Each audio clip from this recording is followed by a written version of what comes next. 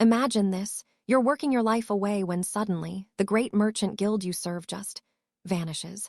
Complete bankruptcy. How would you feel? Rage, pure despair, or just total emptiness? Right now, we see a man clutching a glowing messaging crystal, staring at nothing. An automated voice echoes through the silence, asking him to leave a message, while our main man, Arthur, sits frozen amidst the wreckage of a dusty office. He mutters that the answer is all of the above, while wondering how his life fell apart so fast. It's a total mess. Some unknown noble starts screaming through the crystal, demanding to know why no one is answering, his voice cracking with pure desperation. The sun dips below the horizon, painting the sky in blood orange as 6 months flash by. Arthur is still out there, wandering the capital, hunting for any scrap of work. He's at a local tavern, checking job notices on his crystal, but he gets hit with the same old story, rejected because he's too old for a simple runner's job. Understood, he sighs, hanging up. It's brutal. Even the lowliest squire gigs are out of reach now just because he's hit his 20s. Frustration is an understatement. Months of searching and he hasn't landed a single coin-paying job or even a temporary guard shift. This is getting dangerous. In his head, he's doing the grim math. If he pays the maintenance fee for his messaging crystal this time, his coin purse hits 0. Not to mention, next month's rent for his shack is looming. But then Arthur spots something strange. Nestled in the shadows is an impossibly bright alchemist's supply shop. He blinks, wondering if that place had actually been there all along. He walks up and spots a parchment nailed to the door. Arthur reads the fine print. They're hiring staff, and get this, age doesn't matter. He doesn't waste a second. Arthur marches inside, heads straight for the counter, and tells the girl working there he's here about the notice.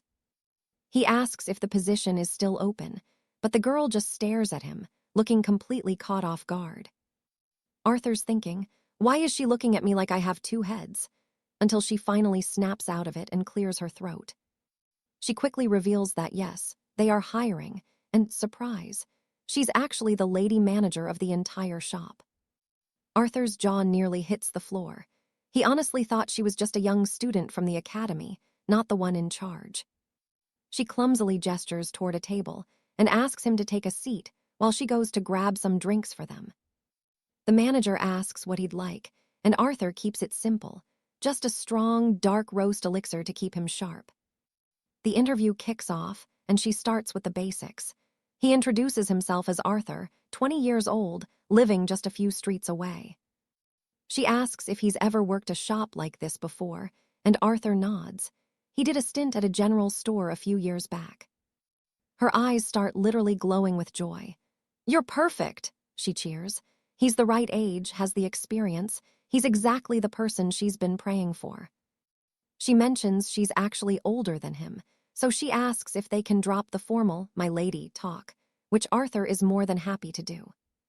Finally, she lays out the deal. The working conditions involve a standard 1-year contract, but here's the catch. It's the graveyard shift. We're talking every single night, from 10 in the evening until 10 the next morning. Arthur hesitates for a split second. Working all night would mean sleeping through the daylight hours, which is a massive change for him. But before he can even overthink it, she drops the starting pay, a net hourly wage of 20,000 gold crowns, 20,000. Arthur doesn't even let her finish the sentence. He accepts immediately, telling her he'll start this very night. The manager slides the contract over, and without even reading the fine print, Arthur signs his life away, blinded by the mountain of gold he's about to earn. After a moment, she asks if he's finished the paperwork, and Arthur confirms everything is signed and sealed. The cheerful manager hands him his new work tunic and tells him they're starting his training right now. No time to waste. About 3 hours later, she's getting ready to head out, reminding Arthur that the supply wagons sometimes arrive before dawn. Arthur asks if they really show up that early, and she explains it only happens for urgent alchemical deliveries. Otherwise, she'll handle the stock. But then her expression turns chillingly serious. She tells Arthur he must handle suspicious individuals properly, with 0 exceptions. Arthur just brushes it off. "Don't worry," he says. "I've dealt with plenty of shady characters in the city's underbelly." She looks visibly relieved. She heads for the door, wishing him luck on his very first night watch in the shop. "Be careful out there," she warns. Arthur just waves goodbye, finally feeling the weight lift off his shoulders as he prepares for the shift. He mutters to himself, "Finally! With this kind of gold, he can pay the rent and, more importantly, clear every single debt he owes." He can't believe his luck. Not only is the pay legendary, but the manager seems like a genuinely good person who didn't hesitate to help him. Arthur starts doing the mental math, and honestly, the numbers are staggering. 12 hours a day, 7 days a week. That's 168 million gold crowns a week. For a monthly salary, we're looking at 67 to 84 million gold. He realizes that if he survives just 1 year in this shop, he'll be earning the equivalent of a 10-year veteran knight's total salary. Working 84 hours a week, that is insane. But the payoff, a weekly salary of 168 million gold crowns. We are talking 67 to 84 million a month. If he survives just 1 year here, he will walk away with the career earnings of a 10-year elite veteran.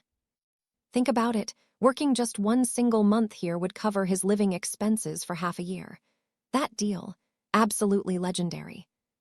Arthur hears the shop's bell chime and gives a quick, polite greeting. The customer immediately snaps, demanding to know where the toothbrushes are kept. But wait, something is off. Before Arthur can even find his voice, the stranger growls the question again, louder this time. The guy clearly noticed Arthur's frozen, shocked expression. And honestly, can you blame him for staring? This isn't a human. It's a literal houndkin with the head of a massive dog. He's pissed, demanding an answer right now. The dog-headed man starts venting, completely furious. He's sick of his grueling job, sick of the struggle, and he just wants his damn toothbrush. Despite the sheer insanity of seeing a talking dog man in the middle of a shop, Arthur stays professional and points toward the back. The houndkin huffs, grumbling that Arthur should have spoken up sooner. He stomps off toward the shelf Arthur pointed out. As Arthur watches the creature grab a brush, his brain is doing gymnastics. Is this some high-budget movie set? He wonders. He's desperately trying to make sense of it. Maybe it's some secret filming for a new fantasy blockbuster. But then he realizes he hasn't heard of any new movies about dogmen. Still, he can't deny that the makeup is terrifyingly realistic. The customer finally slams the brush onto the counter. Still grumbling, he demands to know the price of the item. Arthur tells him it's 2 crowns and 11 shillings. The angry little Chihuahuacan pays up instantly and starts to stomp away.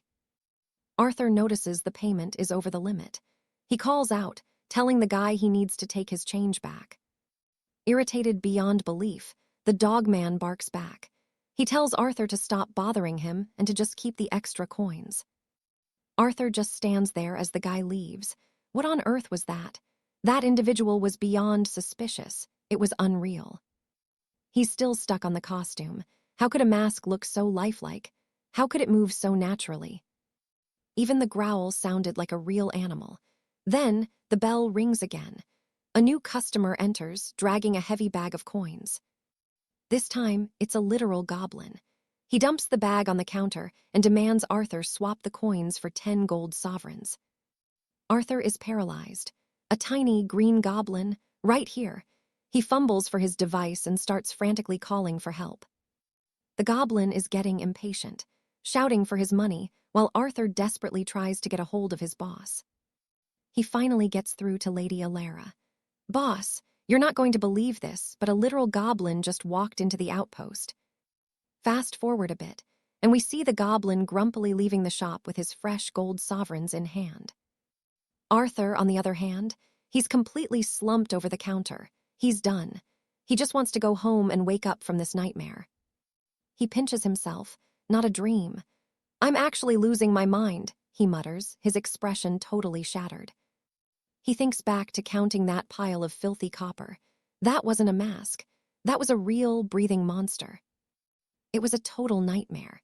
He had to count 145 copper bits and 31 silver crowns, while the creature kept grumbling at him. The whole ordeal took 20 minutes. He tells his boss over the line that he's officially gone insane because of these weirdos. He explains the chaos. First a furious chihuahua-headed man, and then a goblin trying to exchange 30,000 crowns in small coins. It's all so bizarre, but his boss, she doesn't sound surprised at all. Arthur, calm down, it's not that strange. She explains that this district is located near a major magical rift, so there's always a high population of kobolds and goblins around. Arthur cuts her off. Wait, why on earth would a simple trading post need a magical teleportation rift? She says it's to reach more customers, but Arthur is spiraling. Teleporting shops?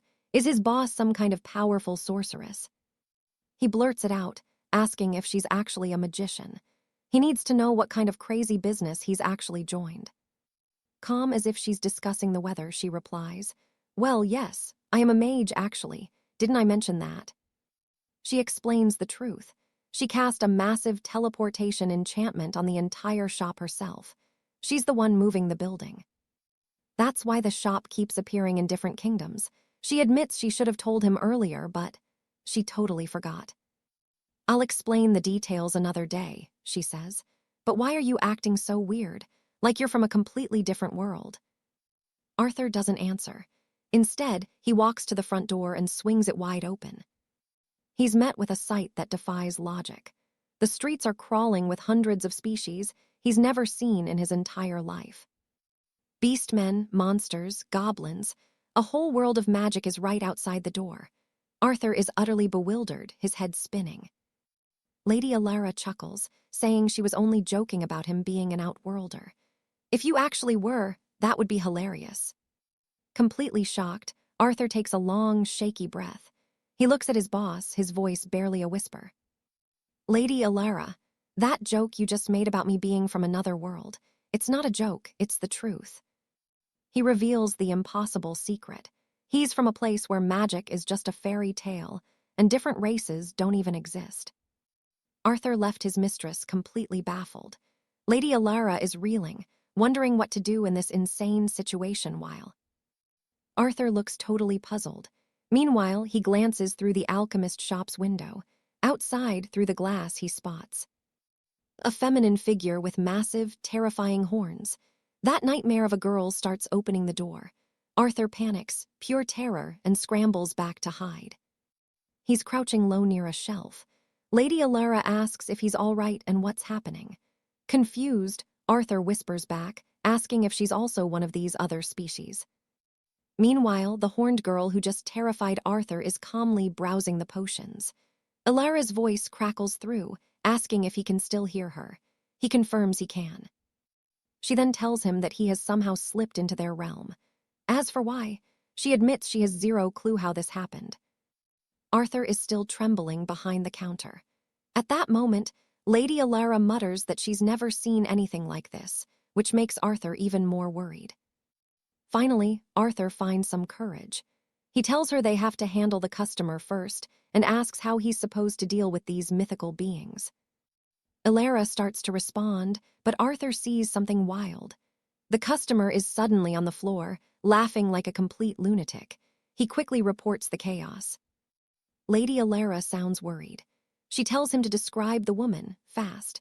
Arthur explains she's got horns on her head and small bat wings on her back. Immediately, Alara recognizes it, a succubus. She tells him not to worry. They aren't actually that dangerous, so Arthur can breathe easy. After that, Alara tells Arthur to look for a curse detector under the counter. She mentions it's pretty flashy, super colorful and hard to miss. Arthur starts digging around. He's skeptical, wondering if a professional tool could really be that bright and what kind of weird colors it actually has. Then he finds it, an incredibly bright pink magic wand. Arthur asks if this toy is actually the detector, and Lady Alara confirms it is. She explains that people under a curse usually get super depressed. That's why she chose a bright, colorful toy to lighten the mood for customers. To use it, she says he just needs to press it against her skin and hit the button. But before Arthur can process that, the succubus is at the counter. She's still acting terrifying, looming over the desk just to buy something. Arthur. He's absolutely petrified of this creature.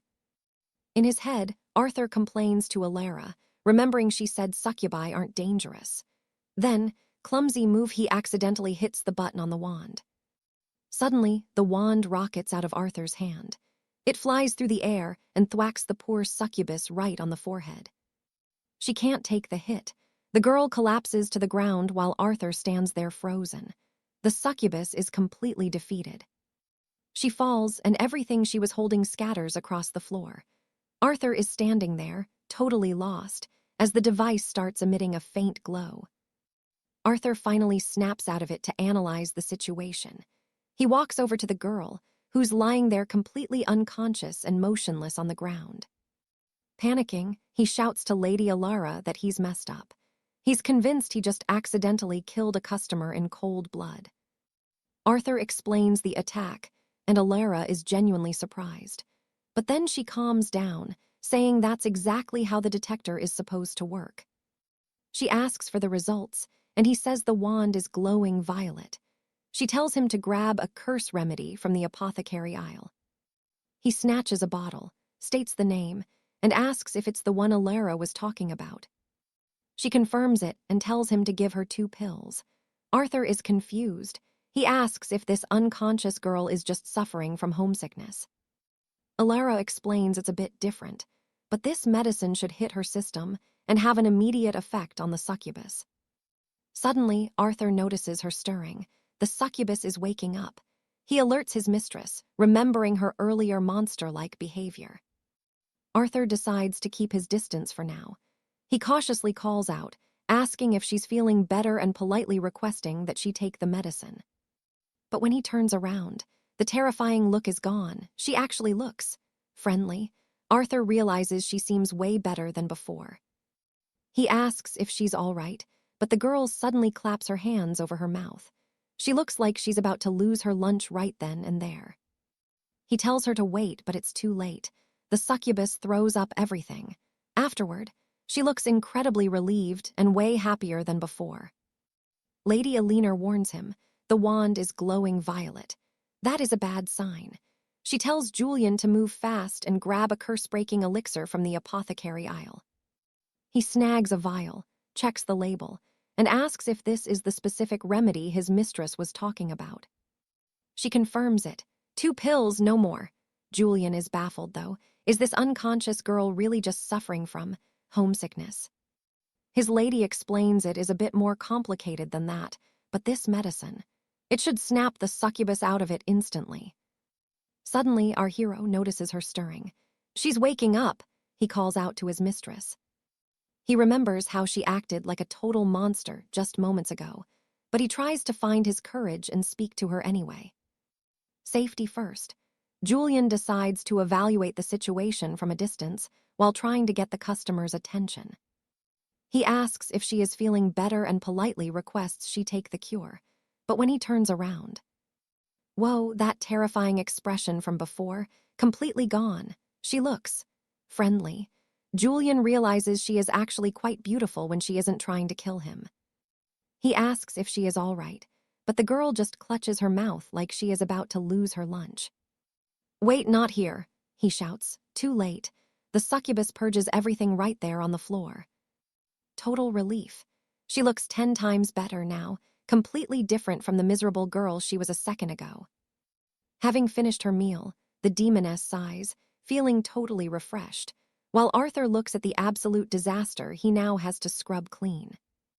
Arthur tells her that if she is done, she needs to clear out, but she just stares back with those big, shameless puppy dog eyes. She points a finger and whimpers that it is freezing in here, leaving our hero standing there looking absolutely baffled and irritated. Suddenly, her head lolls and she just drops, collapsing right there on the cold floor of the apothecary. Arthur leans over, realizing the girl simply fell fast asleep, just as the bell rings and a pale, white-haired stranger steps inside. The newcomer looks around, totally confused, asking for the master while Arthur stands over a collapsed body looking like he just committed a crime. Trying to stay professional, Arthur greets the boy and asks if he is looking for a specific reagent or potion. The young man, still looking a bit lost, asks if they have any 17-degree vitality flasks in stock. Arthur gets his master on the communication stone as the pale stranger starts browsing the shelves for what he needs.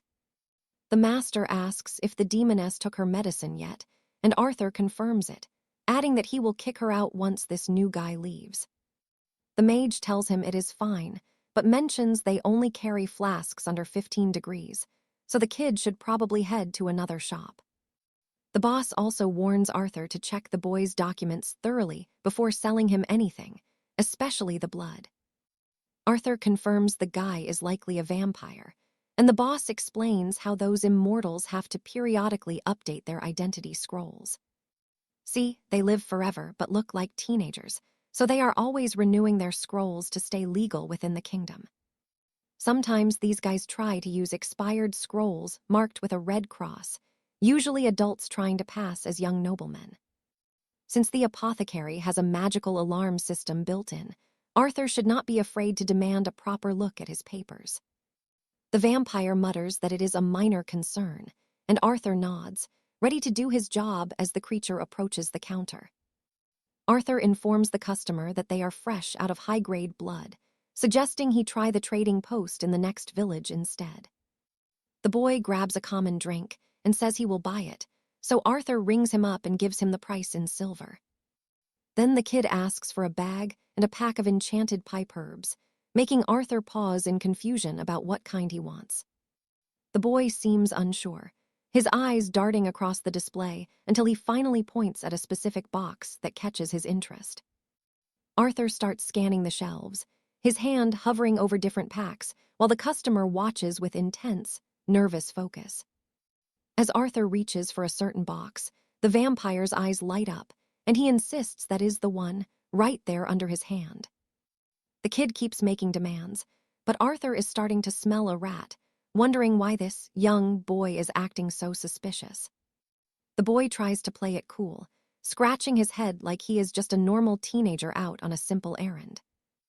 Arthur does not buy it for a second and asks the vampire for his identity scroll, causing the kid to start stuttering. The boy claims his new one is being processed, but Arthur stands his ground, demanding any proof that he is of legal age. The vampire asks if he can just let it slide, but Arthur shakes his head. It is strict procedure in this establishment. Annoyed, the creature slams an identity scroll onto the counter, barking at Arthur to hurry up because his friends are waiting outside. Arthur sighs at the guy's stubbornness, thinking to himself that rude customers are the same in every corner of the world. He examines the scroll, and sure enough, there is an expired seal clearly stamped onto the parchment. At first glance, the document looks legitimate, but Arthur's gut tells him something is definitely fishy here. Then he sees it, a strange, shimmering rainbow effect behind the boy's photo, like a tiny piece of paper is sticking out. Arthur reaches out and starts peeling the photo off the scroll like a common sticker, revealing the truth underneath. Suddenly, a blinding magical light erupts from the scroll, flooding the entire store and leaving Arthur completely stunned. The light pulses and starts aggressively chasing the vampire, who begins frantically darting around the shop to escape the beam. The kid screams, asking what Arthur did, but the clerk just points out that it is the customer's own document acting up. Desperate, the vampire begs Arthur to put the sticker back on, but the boy is just standing there, totally puzzled by the chaos. Meanwhile, the demoness is still back there, peacefully resting through the entire magical alarm as if nothing is happening. The glow finally dies down, and when Arthur looks at what was hidden under that sticker, his jaw hits the floor. The face on the scroll is a fully grown man, nothing like the boy standing in front of him, and Arthur is absolutely livid. He informs the customer that the sticker has vanished, and the document has now revealed its true, adult form. Arthur calls him out for using a fake ID, but the vampire still tries to deny it until Arthur reveals he is still on the phone. The master's voice booms through the line. She heard the whole thing, and she is calling the city guards right now. Terrified of getting caught, the vampire snatches his forged scroll and bolts out the door before the authorities can arrive. The High Mage admits she's completely lost and asks Arthur to explain exactly what happened. Arthur, he's happy to oblige. After a moment, our hero finishes the story. He had a gut feeling, and it turns out he was right on the money. The kid was a total fraud, definitely too young to be buying elixirs. Lady Alinar is impressed, but she's dying to know how he spotted it. The shop's magical wards didn't even flinch, so Arthur breaks it down. The kid handed him a fake royal seal with a cloaking decal. Smart move, he'd pasted his own portrait over someone else's license. But the second Arthur peeled that sticker back, hidden magic flared up instantly. Alinar is stunned. Did he really recognize a concealment spell with his bare eyes? Arthur nods like it's no big deal. He's seen these kinds of amateur tricks plenty of times where he comes from. The manager is baffled. Security in the kingdom is airtight, making a forgery like that almost impossible to pull off for most. Basically, whoever made this is a master of illusions. Spotting something like that without a scrying glass, absolutely unheard of. Arthur's just confused. Is it really that difficult? Alinar sighs. Look, the shop's defensive wards are a bit glitchy, sure. But usually, if the alarm doesn't scream, the customer is clean. Simple as that. No alarm means no problem, usually. Again, she pushes. How the hell did a newcomer see through the veil? Arthur stops. It finally clicks. The whole encounter. It was all one big magical trick. Was that vampire actually some legendary noble? He shakes his head. Nah. Funnily enough, even the forgers look like they were winging it. Total mess. Then, out of nowhere, the mood shifts. Lady Alinar drops the bomb. Maybe. They should just tear up his apprenticeship contract right now. Arthur's heart stops. Panic mode, engaged. Did I mess up? Am I fired? He's spiraling, but she quickly stops him. Relax, he's doing great. She's just worried because he's an outsider, dropped into this world by accident. This realm is dangerous. Arthur doesn't miss a beat. He's fine. Seriously. It's not that scary, and honestly, he actually wants to keep working. Besides, he's got bills. In his head, he knows she's being sweet, but he's thinking about the cold, hard truth. This world is weird, sure, but if he loses this gig, he's sleeping under a bridge next month. Literally homeless. He practically begs her to let him stay. She gives in, but warns him. She won't be dealing with his complaints later. Deal. Done. Arthur asks if it's okay to stay on the line a bit longer today, and she's cool with it. Then she remembers the patient. Did you give the Fae customer her medicine yet? Arthur's eyes go wide. Right, the tonic. He's on it. He rushes over to where the enchantress is still out cold. He carefully pours the healing powder into her mouth while she's still in dreamland. Zero hesitation, totally unbothered. She's out like a light, peaceful, doesn't even flinch. He reports back to the boss, dose delivered, but nothing's happening yet. Alinar tells him to chill. It's a slow-acting brew. She'll wake up eventually, but there's a catch he needs to know. She's gonna feel like she's been hit by a horse. Nausea, dizziness, the works. He needs to stay sharp. Does she look confused or lightheaded? The boss asks. Arthur shakes his head. Nothing yet. Then she suggests the wand. He grabs the silver wand to scan for lingering curses. Nothing. It won't even light up. It just lets out a dull hum. Is her condition getting worse? Alinar asks through the device. Arthur looks closer. Nope, she's stable. The mage murmurs something about her being in a peculiar state. Before Arthur can ask what that means. Thud, a massive boom rattles the entire shop. Arthur nearly trips over a shelf of potions, trying to steady himself. The ground is shaking, windows are rattling. What now? He groans, sprinting toward the front door to investigate. Is it a dragon, a meteor shower? He bursts outside and his jaw hits the floor. It's a lot. Right there on the cobblestones, a mountain of crates. Then a female voice from the sky. Deliveries here. He looks up and wow, a girl on a white Pegasus is hovering there. You the new squire my sister mentioned. She's all smiles. Pleasure to meet you. Arthur stammers a greeting, telling her to hang on while he finishes his call. Alinar, there's a girl on a winged steed here with a ton of cargo. Is this the supply run you mentioned? The boss confirms it immediately. She said Saraphina would be handling the logistics today. Arthur, still processing the name. The girl lands and introduces herself as Saraphina. Then, she tells him to clear the way, get away from the entrance. He doesn't need to be told twice. He scrambles back into the safety of the shop as the last crates drop. Saraphina asks if he can double-check the manifest and sign for the goods. Arthur, feeling the pressure, agrees to do it. He grabs the parchment, squinting at the ink while watching her unload massive chests like they're light as air. He whispers back to Alina, "One problem. I can't read a single word of this ancient script." Arthur asks how to finalize the shipments, and Lady Eris says she will consult her sister later, but for now, he just needs to secure the signatures. Arthur signs off on the cargo and wonders what just arrived. Alina explains the delivery is finally here, consisting of rations and supplies. We have got snacks, elixirs, and even, wait for it, genuine dragon scales. She thought they were impossible to find, but somehow they managed it. Apparently, dwarves and elves buy this stuff all the time. Then she stops and asks Arthur if there are truly no dragons in his homeland. Arthur shakes his head. No dragons, no magic, no mythical beasts at all. His realm is completely mundane and void of anything supernatural. Lady Eris can't believe it.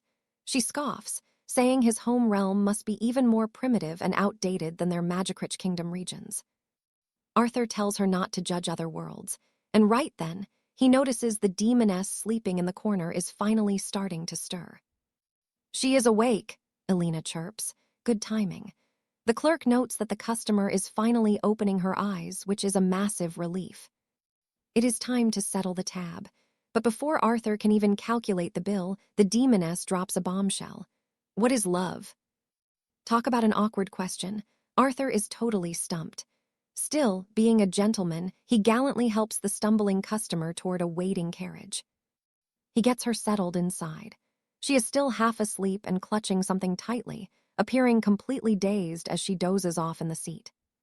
"Here is the receipt," he tells her, "for the alchemy potion and your other items." He hands over her goods, trying to stay professional. She looks totally confused, so Arthur warns her to hold everything properly. "Grip them tight, or you might lose it all," he mutters.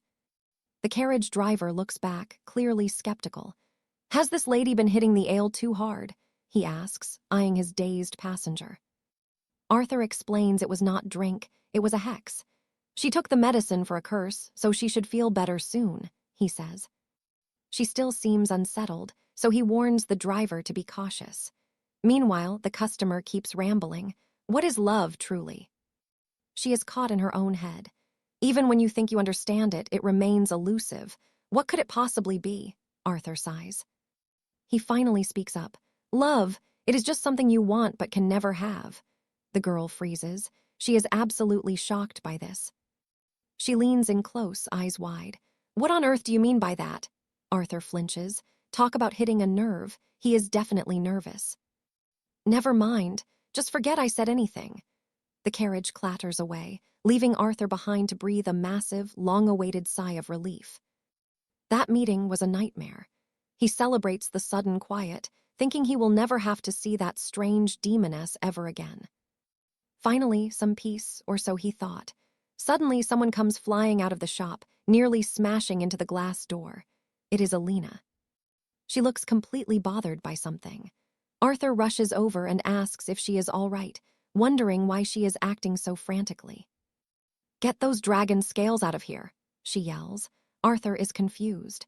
Alina explains there is something seriously wrong with the items they received. From the counter, Arthur watches her frantically talking into a magic mirror with the lady boss. He can tell this is bad news. They have been arguing for a while now. Noticing this, the boy concludes that the problem must be serious for the entire guild. It reminds him of his old days working at a tavern, seeing the owner and the supplier screaming over a batch of spoiled ingredients. But hey, he is just a junior employee. If the product is defective, a part-timer can't do much. Best to let superiors handle it. He decides to stay in his lane and focus on his own chores. Let them deal with the drama while he works without worry.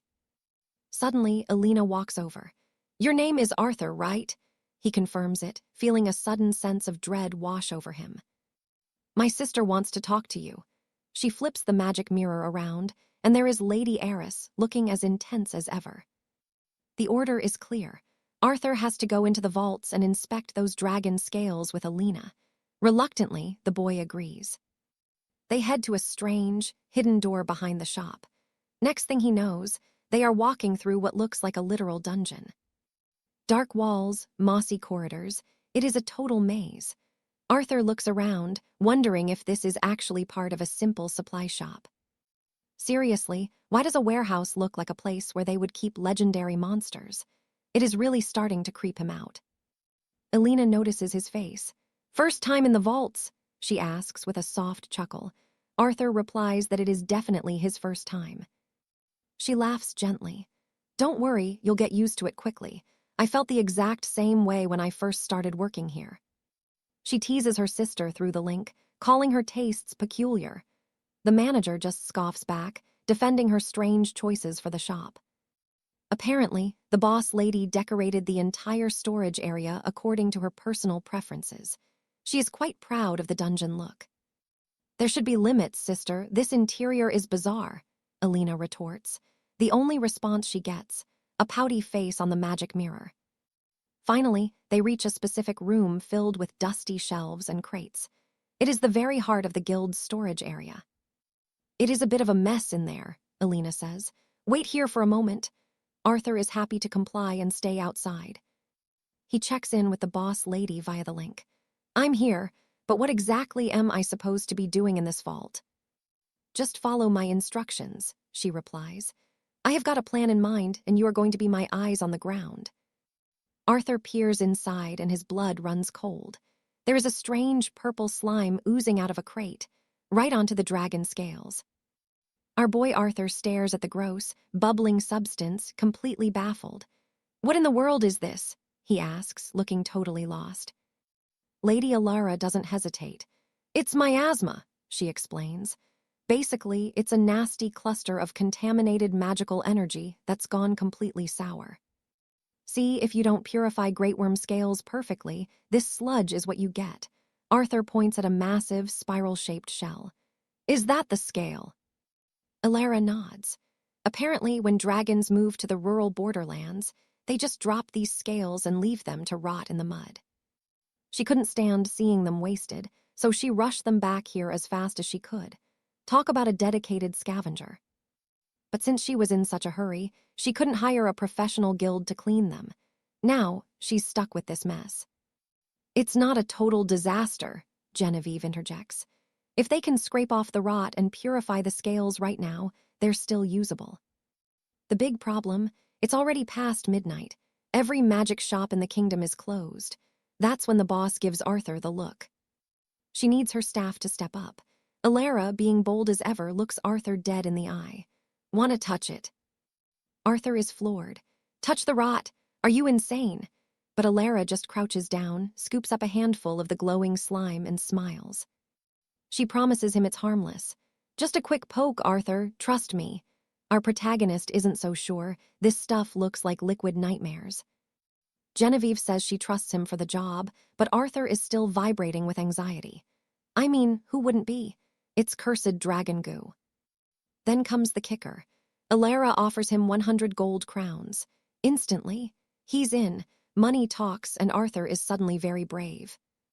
As he reaches for the slime, Alara thinks about how easy this boy is to bribe. But then, something weird happens. The goo actually flinches. It recoils away from his hand like it's terrified. Arthur jumps back. Wait, is this thing actually alive? He shouts, eyes wide. The manager shakes her head. Impossible. It's just raw energy.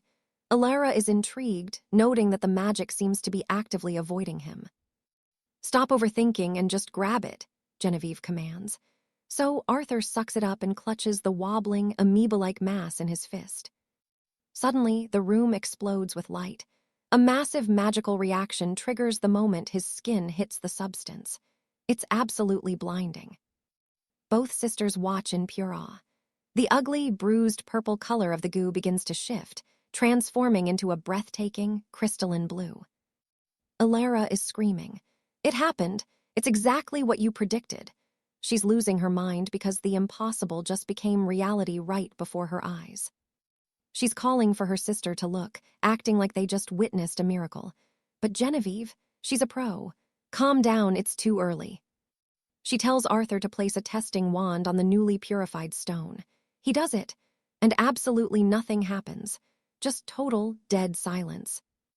Arthur looks up, confused. Did I break it? Genevieve smiles. No, it's actually the opposite. There's zero contamination left for the wand to find. The wand only reacts to filth, and Arthur just scrubbed this scale cleaner than a temple floor. Her theory was right on the money. This reaction only happens when purification is perfect. Genevieve drops the bombshell. Arthur might have what's known as a spell-null constitution. Our boy is more confused than ever. Alara breaks it down for him. In simple terms, you're basically a walking, talking dead zone for magic. You're immune, Arthur, completely untouchable by spells. Genevieve pulls him aside. They need to talk about that wand test from his first day. Remember that ear-splitting noise the wand made? Arthur definitely does. Well, the boss explains that only happens in two very specific cases. Case 1, the person has zero magical potential. In this world, that's usually a death sentence, but since Arthur's a far realm traveler, it's irrelevant. That leaves case 2. The testers can't read him because his body has such a high magic resistance that it breaks the equipment. Arthur is trying to process this. So, I'm a human shield, Genevieve nods. That's exactly why she wanted him on this little field trip. She promises to explain the gritty details once her sister leaves. Arthur just nods along, though his brain is basically short-circuiting at this point. Internally, he's reeling. First day on the job, and he finds out he has rainbow-grade resistance. That sounds like a cheat code. He jokes to himself that he's starting to feel like a protagonist in one of those cheesy theater plays about secret royal lineages. But his daydreaming is cut short. Bam! Alara slams her hands against the wall, pinning him in a classic 𝒏𝒏 move. Arthur freezes. I have a huge favor to ask, she whispers, hovering way too close. Arthur is cornered, stammering out a what do you want? She wants him to purify the rest of the dragon scales. Personally. It's a big ask, and Arthur looks like he wants to run. You're the only one who can do it, she insists. Then Genevieve holds up her phone, and Arthur sees something he never expected. It's his boss, the usually cold manager, making the most pathetic, starving puppy dog face he's ever seen. She's literally begging him with her eyes. Arthur is stuck between two sisters who are clearly used to getting exactly what they want. Their shining, hopeful gazes are like twin suns. It's too much. The pressure, the intensity, the puppy eyes, it's a triple threat. Arthur sighs, covers his face, and finally gives in. Then the communication crystal flickers. Unbelievable. His boss is looking like a starving puppy, begging him to save her sister. Julian wonders if these two noble sisters are actually serious about him, a mere employee, handling a high-level purification. He looks at Lady Saraphina, her eyes shimmering with desperate hope. Honestly, he is starting to cave. He shields his eyes. Their gazes are just too intense. It is like looking at the sun. Finally, Julian gives in. Arthur finally agrees to the job, but he's still skeptical about how this is actually going to work. Hearing this, Lady Alara and her sister look genuinely relieved. They really needed this win. The blue-haired noble explains that the process is actually pretty simple. All our hero needs to do is shove his arm right into that gaping hole in the dragon scale. Simple. Yeah, right. Seeing that disgusting opening, Arthur immediately regrets every life choice that led him here. He tries to back out on the spot, making Alara wonder why he's suddenly getting cold feet. Arthur tells her flat out, it looks way too dangerous to be sticking limbs into random dragon parts. But his boss, Lady Clara, steps in, swearing that his unique constitution means nothing can go wrong. She keeps pleading with him to just get it over with, but the boy isn't budging. He's being honest here. He just doesn't have the stomach for this kind of madness. However, his attitude shifts the second he looks at his scrying mirror. His manager is on the screen, literally waving a massive stack of gold coins as a bonus if he pulls this off. Money talks. Suddenly brave, Arthur flips the switch and agrees to do it. His only condition: if it hurts, he is absolutely going to scream his head off. As he steps up to the massive dragon scale, he realizes it's even more revolting up close. It's slimy, it's pulsing, and it's definitely not something a sane person would touch. In his head, he's just repeating one mantra: I need the gold, I need the gold. Arthur shuts his eyes tight, focusing entirely on that promised bonus, and finally plunges his arm into the scale. The second he makes contact, his arm is practically vacuum-sealed into the opening. It triggers an immediate, violent reaction from the ancient relic. He goes in all the way, his entire arm submerged in this bizarre, glowing goo. It's as intense as it looks, and honestly, even crazier to witness. Lady Alara rushes over, frantic, asking if he's still in one piece. Arthur grunts back that he's fine, but there's some kind of invisible force dragging him deeper into the hole. Clara hears this through the mirror and tells him to hang on tight. She's ready to pull them both out the second things get too hairy. But the scale isn't letting go yet. As Arthur struggles, he notices the disgusting corruption. That black sludge is being sucked into the void while a brilliant light begins to pulse from within. The radiant energy spreads like wildfire across the entire scale. Suddenly, the pressure gives way, and the boy is sent flying backward across the ritual seal. Talk about a rough landing. But as he hits the ground, the magic begins to work its wonders, rapidly repairing the damaged dragon hide. The scale regenerates perfectly, reabsorbing all the filth and sealing the breach with a brand new, shimmering shell. It's like the hole was never even there. Arthur staggers to his feet, muttering that the whole experience was pure chaos. He's thinking to himself that this is a total disaster for his first day on the job. Suddenly, someone calls out to him. It's Lady Alara. She actually got knocked over when Arthur was blown back from the scale, and she's starting to grumble about the impact. Arthur quickly apologizes and checks to see if the noblewoman is hurt. She brushes it off, saying she's fine, but she's more worried about whether our protagonist survived the blast. Arthur tells her he's all right, mostly thanks to her breaking his fall so he didn't crack his skull on the stone. Alara stands up and asks him to perform one final check on the scale.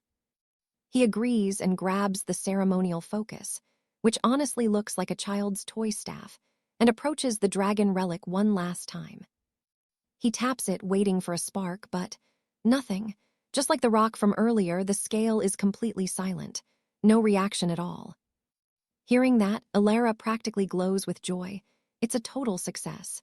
She starts thanking Arthur over and over, saying he just saved the house tens of thousands of gold sovereigns. A bit later, we see Alara mounted on her Pegasus, reporting the victory. She tells the scrying mirror that Arthur worked like a charm, and the task is officially complete. Arthur, looking a bit drained, asks her if she's always this busy with deliveries. Alara sighs, explaining that managing these magical shipments is a massive, time-consuming headache. Arthur wishes her a safe flight, but the girl suddenly snaps at him to stop being so formal and stiff. It's kind of awkward, honestly. Lady Clara chimes in, mentioning that Arthur is actually a year older than her sister. She encourages him to just drop the titles and call her Big Sister instead. After a bit of hesitation, the boy finally gives in and calls her sister Alara. She hides a little smirk, adjusts her glasses, and prepares to take off. Just as the sun begins to peek over the horizon, she tells him she'll see him again soon and gallops her Pegasus straight into the sky. Arthur watches her soar into the golden sunrise, finally realizing that he's pulled an all-nighter. It's officially morning in the kingdom. Back at the royal trading post a few hours later, things are already getting weird. Someone with literal animal paws starts slamming items onto the wooden counter. It's a kobold, half human, half hound, and she's in a massive rush to catch the next carriage. She barks at Arthur to hurry up with the transaction. Arthur doesn't miss a beat, calculating the total price of the herbs and supplies. The kobold tosses a gold bill onto the counter and tells him to keep the change. Our hero just stares as the beastkin customer trots out the door. He's still trying to wrap his head around this new normal when he calls for the next person in line. He looks up and wow. The store is packed with a dozen different species, from dwarves to lizard folk, all waiting to be served.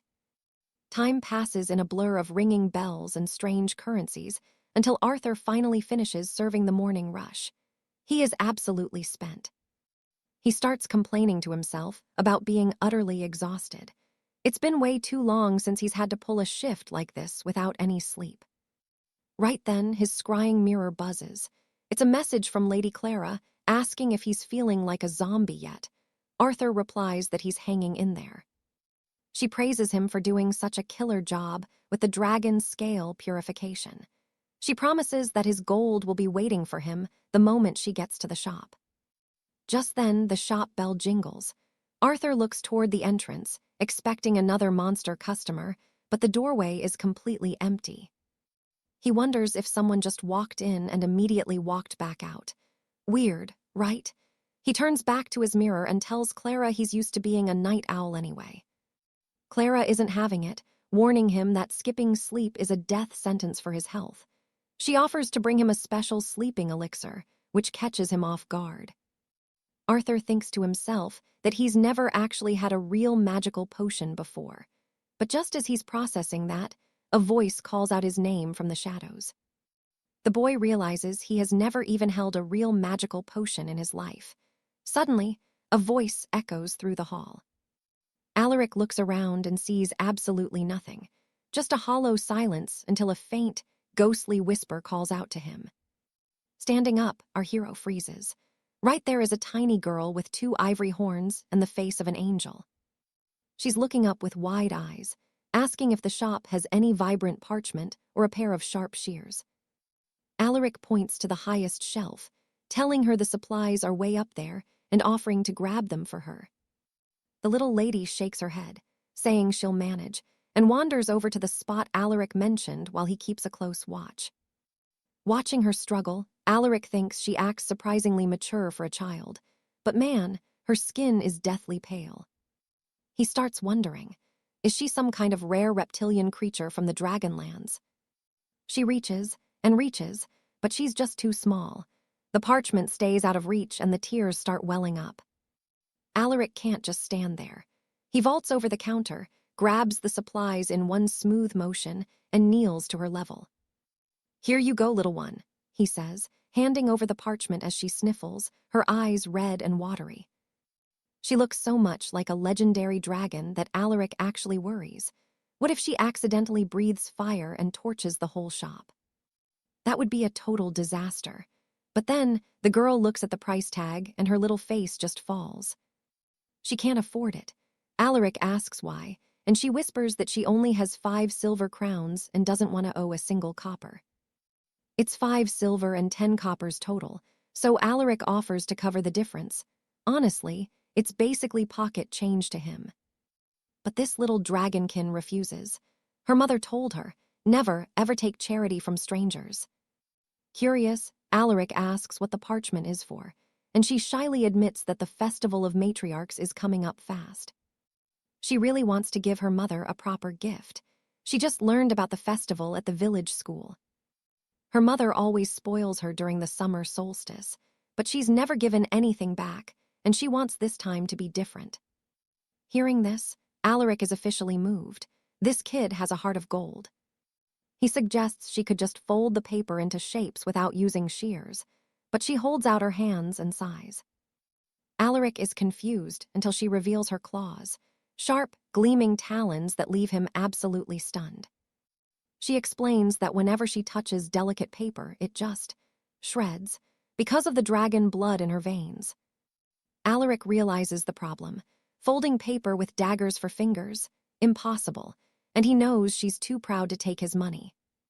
It's supposed to be a surprise, too. So Alaric makes a call and asks if she'd like to borrow the store's tools instead. He sketches some elegant flowers on the parchment and hands it over, telling her to try cutting along the lines. The half-dragon girl's face lights up like a sunbeam, and she starts thanking him over and over again. Alaric realizes his shift ended ages ago, and now he's basically her personal craft assistant. This turned into a whole ordeal. He's doing all the heavy lifting now, thinking to himself that no kid should have to struggle this hard for a gift. Plus, the shop mistress is going to walk through that door any second and explain this. Yeah, good luck with that. Suddenly, the girl asks him to wait. She trots over to the larder and returns with a bar of expensive honeyed cocoa. She asks the price, Alaric tells her, and she insists she's buying it right now. They head to the till. She pays her 2 silver crowns, and Alaric tells her she can save it for later. But she isn't saving it, not at all. She snaps the chocolate bar perfectly in half and holds a piece out to him. We eat together, she insists. Crafting and snacks, it's a package deal in her mind. Alaric tries to decline, telling her she's a growing girl and should keep the bigger half for herself. But she's not having it. She argues that since he's the big knight, he obviously needs the bigger portion. Besides, her mother warns her that too much sugar rots the teeth. She keeps pushing until Alaric finally gives in and takes a bite. A while later, the shop mistress finally arrives, offering a bright good morning to her tired night watchman. She assumes Alaric is exhausted from the long night, but she stops dead in her tracks when she sees the scene. There's Alaric, legendary warrior in training, sitting on the floor eating sweets and making paper flowers with a toddler. Alaric greets her awkwardly, explaining the shop was empty, so he let the girl use some tools for a special project. He apologizes for staying late, mentioning she didn't have the coin for the shears, and he thought it would be a quick fix. The mistress just smiles, telling him it's perfectly fine, and she completely understands why he stayed. She asks if the little one is shy, and Alaric nods. Standard kid behavior, right? The mistress shakes her head, dropping a bombshell. This child isn't just any commoner. She's from an incredibly rare and ancient lineage. A high dragon. Lady Beatrice explains that these majestic creatures spend 3 whole years maturing in their egg stage. During this time, their bodies grow alongside their horns, which act as literal organs for sensing raw magical mana. She notes that while adult dragons are masters of this, the young hatchlings, they struggle with it significantly. See, their horns show them everyone's magic as distinct colors, but they have 0 control over this power yet. Since it happens unconsciously, these young ones lack the life experience to tell who's actually good or bad. And that's the catch. Judging someone's true heart is a skill only earned through years of real-world trials. Arthur asks if that lack of wisdom makes them vulnerable, and the lady nods. It's a very dangerous situation. A kind face doesn't mean a kind soul. That's why dragon noble houses are so insanely overprotective of their young. Especially the pure bloods, who are raised under the strictest rules within the borders of the great kingdoms. Right then, the little dragon girl finishes her paper craft and beams at Arthur. Look, it's finally ready. Lady Beatrice approaches to offer a compliment, but the girl immediately bolts, hiding behind Arthur with a wary look. Ouch, feeling slightly offended, the lady tries to play it off as just a little bit of a misunderstanding. She tells the girl that Arthur needs to head back to his manor. He's worked all night and needs rest. The girl hesitates, looking sad, so Beatrice asks if she can come back at a later time instead. The little dragon looks to Arthur, who gives her a warm smile. You can leave your project here, kiddo. He tells her to return in the morning, whenever she wants to finish her work. Her eyes light up instantly. I can really come back, she asks. Beatrice assures her the archive doors are always open to her. Hearing that, she chirps a thanks to Arthur first, then turns to Beatrice and says, Thank you, madam. Mistake.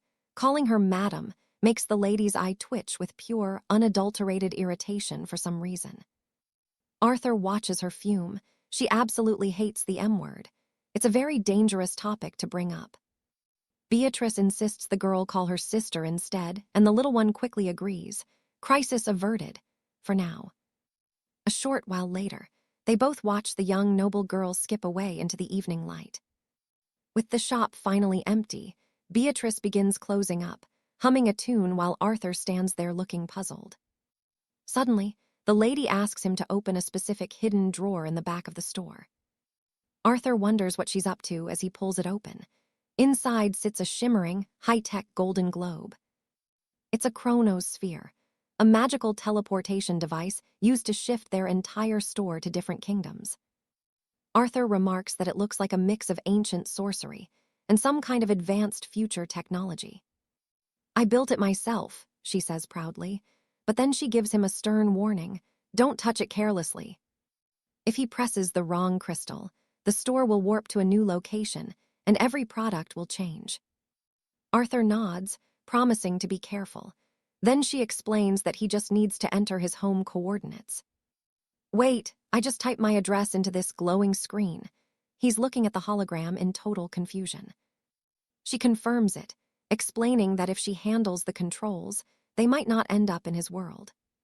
See, for teleportation magic to work, you need two things: precise information and a massive amount of intent. In other words, if you haven't been to the place or don't truly want to go, it won't work. Since she knows nothing about Arthur's homeland, he's the only person who can actually steer the ship back. Our protagonist shifts his gaze to the relic, feeling a massive wave of hesitation wash over him. He knows the device is powered by purified dragon scales, which should make the magic incredibly stable. However, he's worried. Since his body naturally repels all magic, what if he ends up breaking the machine? Lady Beatrice isn't worried at all. She tells him to just trust her and keep his head up. With an excited grin, she insists it'll work perfectly. Seeing her confidence, Arthur decides to give it a shot. He convinces himself that his boss wouldn't lead him into a trap. "Just the address?" he asks again. She nods with a slightly eerie smile and tells him to focus on wanting to return home desperately. Good memories or bad ones, it doesn't matter. As long as the wish is real, the teleportation will succeed. His home address flashes on the screen. The girl gives a creepy confirmation, telling him to focus entirely on his desire to go home. Good memories, bad memories, it does not matter. If his heart truly wants to return, the teleportation magic will hold. Arthur taps in his address, his mind already drifting back to the home he misses so much. This world. It's a nightmare, betrayed by the very merchant guild he served, but it's still the only place he's ever known true joy. He pictures his younger days, laughing with mates, pure, simple happiness. The irony hits hard, but then his eyes snap open.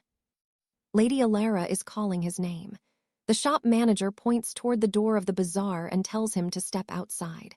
Time to see if the magic actually worked. "Did we do it?" Arthur asks, heart racing. Alara shrugs. She's not entirely sure, which is exactly why he needs to go be the guinea pig. He reaches for the handle, pushes the doors open, and just stops. He's staring at the familiar cobblestone streets of Lonsdale. He looks around, breathless. It's definitely his neighborhood. 1 second. That's all it took to teleport across worlds. Absolutely insane. Alara steps out behind him, looking smug. Theory confirmed. Apparently, Arthur's physical makeup is actually influenced by his own willpower. She asks him what was going through his head when he was purifying that dragon's scale. His answer: he just thought it'd be nice if it were clean. Alara breaks it down. If his magic resistance was absolute, that scale would have been wiped clean of everything, magic included. It would have been useless junk. But because Arthur wanted it to work, his intent shaped the outcome. His body literally listened to his heart. Arthur's stunned. "Wait, you risked all that just on a hunch?" She just gives him a cheerful grin. Of course she did. So the verdict is in. Arthur can control his magic resistance through pure will. Alara thinks this might be exactly why he ended up at her shop in the first place. She needs to keep a close eye on him to figure out the rest. "Any questions?" she asks. Arthur just shakes his head. He's still processing everything. She hands over a heavy purse of coins and a vial of magical sleeping draught. "You're off the clock," she says. "Get some rest." Arthur starts the long walk back. Eventually, he reaches it, his tiny, cramped, and honestly kind of depressing one-room flat. But it's his. He's home. Realizing he's got a night shift coming up, he pulls out his device to set an alarm. He looks at the potion Alara gave him. He didn't think she'd actually look out for him like that. But will this stuff actually put him under? He sits on the edge of his bed, bracing himself. Alara's the one who brewed it, so it's bound to be powerful. No turning back now. He wonders if he'll sleep through the alarm, but it's too late. He's already down the potion, down the hatch. Sudden wake-up call. It's pitch black outside and his alarm is screaming. He fumbles around, desperate to kill the noise. He checks the time. The alarm only just started a minute ago. That potion, absolute perfection, he's never felt more awake.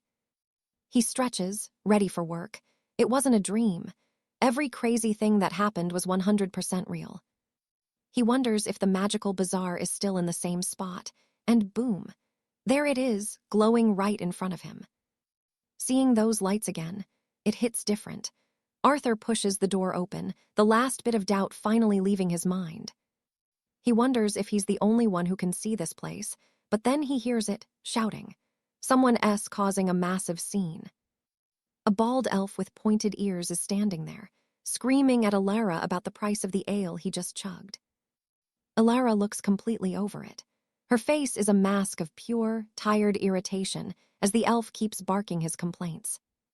The drunk elf is begging to stay and drink more inside. Arthur just sighs. At this point, he kind of wishes he was still dreaming. Alara lays down the law. Drinking inside the bazaar is strictly illegal. She's not budging. Pay for the spirit and drink it at home, she tells him. Big mistake. The bald elf turns bright red with fury. The drunkard starts hollering. Illegal? How can it be wrong to drink in a place that literally sells the stuff? Arthur steps in to end the chaos. He explains that, legally, this place is a merchant's stall, not a tavern. No drinking on site. You can't drink outside either, so he needs to just pay up and head home. Simple as that. Alara looks up. Oh, you're here, Arthur nods. She's clearly had a long day dealing with this nonsense. But before they can talk, the elf explodes. And who the hell are you to jump into my business? I'm an employee, Arthur says, deadpan. The elf is insulted. An employee? How dare a servant talk to a customer like that? Now the elf is playing the victim card. He claims Arthur is mocking him just because of his pointed ears. He starts shouting that they're both looking down on him because they're humans. Arthur just stares, trying to talk some sense into him. Look, by kingdom law, this shop counts as a tavern. That means no drinking at the counter. You cannot drink outside the store either. Buy the ale, take it home. His manager asks when he arrived, and Julian says he just got back. He tells her she is doing a great job, but before he can finish, a drunk elf starts screaming his head off. The elf wants to know who Julian is to interfere. Julian stays cool. I'm just an employee, sir. That sets him off. The elf gets indignant, shouting about how a lowly servant dares to address a high-paying customer. Then the bald elf starts playing the victim card. He claims Julian is mocking him just because he is an elf. Pure drama. The customer starts yelling that everyone is looking down on him because they are humans, while Julian just tries to talk some sense into him. Arthur is just trying to do his job when this elf literally throws himself on the floor, wailing that Arthur is biased. He's rolling on the tiles, crying about his broken heart.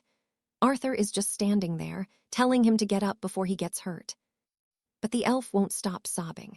Our hero tries to calm things down until Madame Alara, his boss, finally reaches her limit. She slams the emergency button. Moments later, the city watch arrives. A wolfkin guard hauls the handcuffed elf out to the carriage. Another guard, an elf herself, begins taking the madam's statement. She asks if the bald customer even paid for his drink. After confirming the facts, Alara leads the officer to the back to check the magic recording crystals. The officer tells Alara to stay put while she reviews the scene. She'll be back after checking the records. Alara tells her to take her time. Back at the counter, Arthur sighs and looks at his boss. You know, back in my world, I thought elves were, well, different. Alara looks up. Oh, what did you think? Arthur explains that in his world, they were seen as noble, ethereal beauties. Highly refined and elegant, right? But witnessing this public meltdown, yeah, he's officially disappointed. Alara explains that they were a noble race, once. This was way before the Great War. Decades ago, this kingdom saw a massive surge in magical engineering. Everyone wanted life to be easier, so they built all these artifacts. It was all about making life convenient for every race. Most species loved it. Life was comfy, and humans led the charge with all this new technology and science. But to keep growing, they started tearing down the forests, building provinces over ancient groves and sacred woods. Most races were fine with it because their lives were getting easier, but one group absolutely refused to accept it. The elves. They watched their natural homes burn and they were beyond furious. Eventually, that anger turned into a full-blown war. Arthur asks if it all started just because of magic tech. Alara confirms it. Elves are nature-bound beings. They couldn't stand the destruction caused by all this development. They started smashing factories and towers. Suddenly, the other races grew resentful. Everyone was forced to pick a side. It was a simple choice. Follow the humans and progress, or stay with the elves and live in the past. The decision was unanimous. Everyone sided with the humans to keep the new lifestyle. It was a brutal fight. Even though the elves were massive in number, they were fighting the whole world. The war dragged on for ages. When it finally ended, the elves had to pay massive reparations. Populations on both sides were decimated.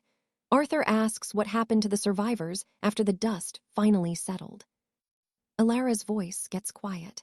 They faced brutal discrimination and lived under heavy oppression for a long time. It's better now, sure, but those scars don't just disappear. She asks Arthur if he remembers that elf guard from earlier. Arthur nods. Alara explains that it probably took a lifetime of effort for her to get that job. She even had to dye her hair just to fit in. That's why Alara says he should try to be kind to elf customers. But Arthur isn't a pushover. Even the rude ones, he asks. Alara doesn't miss a beat. Absolutely not. She tells him he doesn't have to take their crap.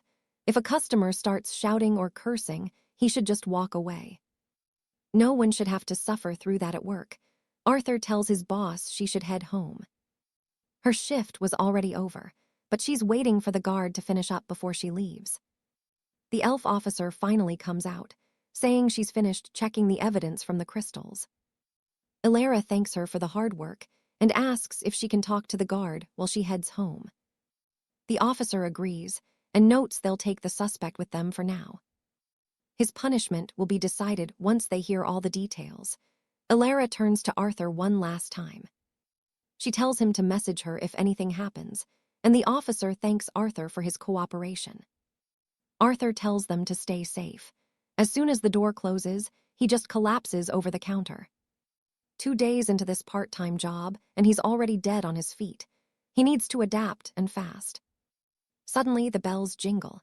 A man in a sharp suit walks in, looking down his nose. Slacking off already. It's that Chihuahua guy again. Arthur realizes he's in for another round of nonsense. He wonders if he can kick this guy out just like Alara said. He forces a polite smile. He asks if the gentleman is looking for something specific today. The dog man snaps. Where's the toothpaste? Arthur points. Same place as the toothbrushes, buddy. That grumpy noble pup, Lord Barkington, is back, and he's completely losing his mind. He demands to know why Arthur is talking so weirdly today. You plan on keeping this job with that attitude, he snaps. He orders Arthur to show him exactly where the premium toothpaste is stocked. Arthur is running on fumes, but he leads the dog over to the shelf anyway. Pick whatever you want, sir, he mutters, barely awake. The dog snootily asks which one is the highest quality. Arthur just shrugs. Honestly, I haven't got a single clue. Big mistake. The dog scoffs. You work here and don't even know your own stock. Customers only buy when the staff actually promotes things. Arthur is irritated, but then he spots a sign on the side, and a brilliant idea suddenly flashes in his head. He asks why the dog doesn't take the buy one, get two special. Lord Barkington just sniffs. I don't need 2 tubes of paste. Arthur counters that since one is literally free, It's a steal. The dog stops, staring intensely at the promotion while still looking grumpy. After a moment of deep thought, the little noble struts to the counter and slams a bill down to pay for his goods. Arthur rings him up and says the total comes to exactly 3 gold and 21 silver coins. He adds that a carry bag costs 1 silver crown and asks if the dog wants one. The pup agrees, but then something else catches his eye. He spots a shiny product on the side and grabs it instantly. "I'll be taking this as well," he declares haughtily. Arthur nods. That brings the new total to 6 gold and 31 silver. He remembers to mention the free toothpaste offer again. But the dog isn't interested. "I told you I don't need 2 tubes. Keep the extra one for yourself, kid. Call it a tip." Arthur hands over the change and asks if he can really keep it. The dog says yes, but Arthur tries to refuse. "I can't accept this, sir. You bought it, so it's yours." He's trying to be professional, but the dog just rolls his eyes. "It's none of your business what I do with it," the dog snaps, before turning around and trotting right out the door. Arthur stands there, completely baffled. In his head, he's praying that Lord Barkington doesn't become a regular customer here. Dealing with difficult nobles is exhausting, but then Arthur realizes something. Since the dog is here today, he must work nearby. What if he shows up every single morning? The horror. Just then, the bell rings again and Arthur looks up in surprise. He goes to greet the new customer, but his face completely drops when he realizes who just walked through the door. It's her, the same succubus from the other night, Lady Saraphina. Arthur freezes, remembering the absolute chaos she caused before. The boy is terrified of that crazy woman, but Saraphina just calmly asks if the store sells official scrolls of resignation. A few minutes later, while she's browsing the aisles, Arthur ducks behind the counter to make a quick call. He informs his manager, Lady Margaret, that the pink-haired disaster is back. Margaret immediately asks if she's causing another scene. Arthur whispers that she seems sober this time, and actually, she's being much sweeter than she was the night before. The manager tells him to check her with the curse detector wand. If the result is green, just leave her be and let her shop. Arthur promises to call back if anything feels off. He hangs up, sweating and wondering if she's going to go wild again. But then he remembers the fat bonus he got for cleaning up her last mess. "All right," he tells himself, "let's do this diligently." With a surge of confidence, he approaches Saraphina and politely asks for a moment of her time. She stops and looks at him. Arthur points to the magical wand. "I have to use this scan if you want to stay in the shop. Is that okay with you?" Surprisingly, she agrees instantly and holds out her hand. Arthur taps the device against her skin, holding his breath. It's a clean scan. Arthur breathes a sigh of relief. Suddenly embarrassed, Saraphina starts apologizing for everything that happened yesterday. Arthur asks if she's talking about the time she vomited rainbow-colored ice cream all over the floor. Not the best memory. Saraphina begs him not to mention it, hiding her face in shame. She explains that she just went completely crazy. Apparently, she'd consumed way too much magical power while working overtime at her company and lost total control. Arthur is curious. "What kind of company pushes you to a magical overdose like that?" he asks, truly puzzled. She explains that she works for the Royal Alchemy Guild, specifically in the department that brews high-end love potions. Arthur is confused. "I thought only powerful wizards made potions. Why get a succubus involved in alchemy?" Saraphina clarifies that in the romance industry, succubi are the absolute experts. Nobody else can match their natural talent. Her species is exceptionally gifted at captivating and fascinating others. They are literally the species closest to love itself. That's why they often work in pharmaceutical guilds or as specialized psychiatrists for people with broken hearts. "I totally botched my work yesterday and made a huge mess," she sighs, apologizing one more time for the chaos. Arthur realizes this world is weirder than he thought, but something still feels off. He can't help but wonder about her plans. He leans in and asks why she's quitting if she's so talented. "Why were you looking for a resignation scroll earlier?" Alaric notes that she seems perfectly suited for the Weaver's Guild, but seeing her eyes well up, he asks why she's so desperate to turn in her resignation. Through her tears, Alara the Shadow Weaver confesses a shocking secret. She's never actually had a suitor in her life, and love. She doesn't even have the slightest clue what it feels like. Alaric is stunned, reminding her she's a demon, but she fires back that while her kin should know best, she spent her youth buried in ancient scrolls instead of pursuing romance. There was zero room for suitors while she was mastering her craft, and now that she's on her first real assignment, she feels completely out of her depth. She's trying her absolute hardest since it's her first official post, but because she doesn't understand the heart, her work is taking a massive nosedive. Even when she begs her senior guild members for advice, they all tell different stories, leaving her more confused than a commoner lost in a noble's hedge maze. Because of this, she's convinced she's just not compatible with the job, which is exactly why she was hunting for a resignation scroll in the first place. Alaric realizes she's genuinely spiraling and thinks to himself that he only wanted to see if she was all right, but now he's drowning in her deep personal secrets. He pauses, then tells her straight. Every apprentice faces a wall when they first start their career, so she shouldn't look at her struggles as a sign of failure. This isn't a disaster, it's just a learning curve. But hearing this, Alara admits the only reason she even came to his shop was because of what he told her before.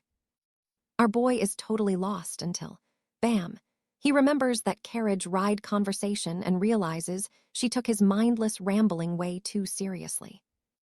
Alaric admits he was just talking to fill the silence, but Alara stands up instantly, looking like she's just had a massive revelation. She explains that everyone in the kingdom always says love is easy, pleasant, and full of joy, which she finds both annoying and toxic to hear. But Alaric, he was the only person who gave her a different answer, and those words have been spinning in her mind like a magical vortex ever since. She's practically begging now, asking him to explain the true meaning behind his words and what he honestly thinks about the mystery of love. She won't take no for an answer, and as she stares at him, Alaric feels like he's seen that desperate, sparkling look in someone's eyes before. He quickly backpedals and apologizes, admitting he was just talking out of his own confusion because, to be honest, he doesn't actually understand love either. It was just a spontaneous comment, and he confesses the ultimate truth. He's 29 years old and has never actually been with anyone. Alara is completely baffled and asks how that's even possible, but Alaric just sighs, saying the reason he's single is simply because his face is just plain boring. The two of them just stare at each other for a long, awkward moment, both of them totally embarrassed by how cringeworthy the situation has become. Alaric turns his face away, crying internally and pleading with the gods for this shadow weaver to just take the hint and head home immediately. But nope, she pulls out her enchanted journal, telling Alaric that everything is finally ready for them to begin their official session. She promises total confidentiality before they start, swearing on her guild honor that nothing he shares will ever be leaked to another soul in the kingdom. It's all just reference material to help her figure out her own doubts and get more comfortable with her duties at the guild. As he looks at her, Alaric thinks he's got absolutely nothing to offer. He's been single for 29 years, so he's basically the last person who can help. He decides to dodge the topic entirely, suggesting that instead of interviewing strangers, she should probably just try finding a boyfriend of her own. She looks lost, so Alaric pushes further, saying it's a bit embarrassing to bring up, but surely people in the guild have tried to set her up with someone by now. He asks if she's ever even been in that situation, and Alara admits she has, but she avoided every single one because she was absolutely terrified. She explains that she studied love like a science at the academy, and every book and mentor described it as some grand divine power.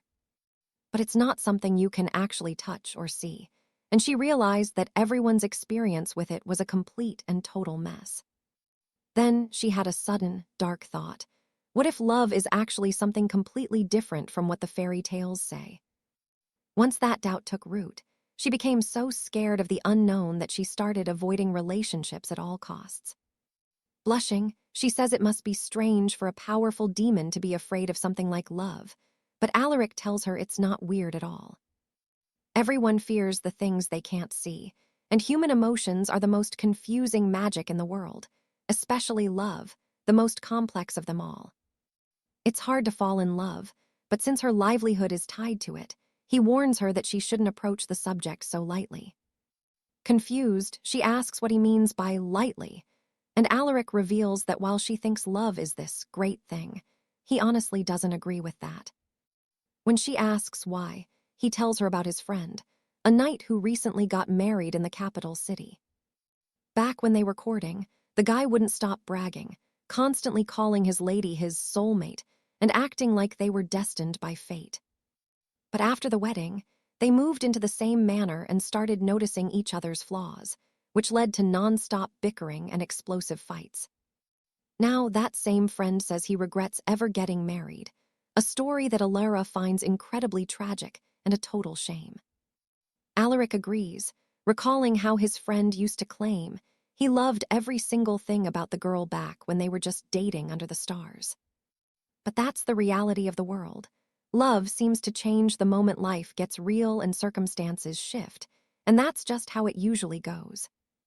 This is exactly why his friend regretted getting married. The succubus sighs. What a shame. Julian nods. His friend used to say his girlfriend was perfect back when they were dating. But look around. Love changes when the world gets heavy. That is just how life works. Arthur explains that while some things in life are set in stone, love is a different beast entirely. It's a messy creation of human emotion, and that's exactly why. She should just dive in and experience a real relationship for once. Sure, love is legendary, but let's be real, it's not always a perfect fairy tale. Still, he warns the young succubus to stay on her guard against dangerous romance. Confused, the girl tilts her head, asking what could possibly be dangerous about love. Our boy breaks it down for her. According to him, there are two specific paths in a relationship that lead straight to a total disaster. First, there's the one-sided obsession, where one person smothers someone who simply doesn't feel the same way. Then, there's love from the shadows. That's when someone keeps their feelings locked away, leaving the other person completely lost and confused. In Arthur's book, both are a recipe for deep pain. Why? Because these lopsided loves only leave behind bitter wounds and scars on both sides. The young man doesn't hold back his blunt opinion on the matter. To him, they aren't even real love, just greedy, selfish cravings. Real love isn't something one person can ever build in a vacuum by themselves. Arthur looks her in the eye and says true love only exists when there's a mutual spark, a genuine exchange of hearts between two equal people. So he tells the succubus to ditch those toxic patterns and look for something comfortable instead. After hearing his wisdom, the girl starts to doubt herself. She wonders if someone as awkward and frustrating as her can actually pull that off. But Arthur just gives her a confident, reassuring look. He promises her she can do it. Why? Because she's honestly an incredible person.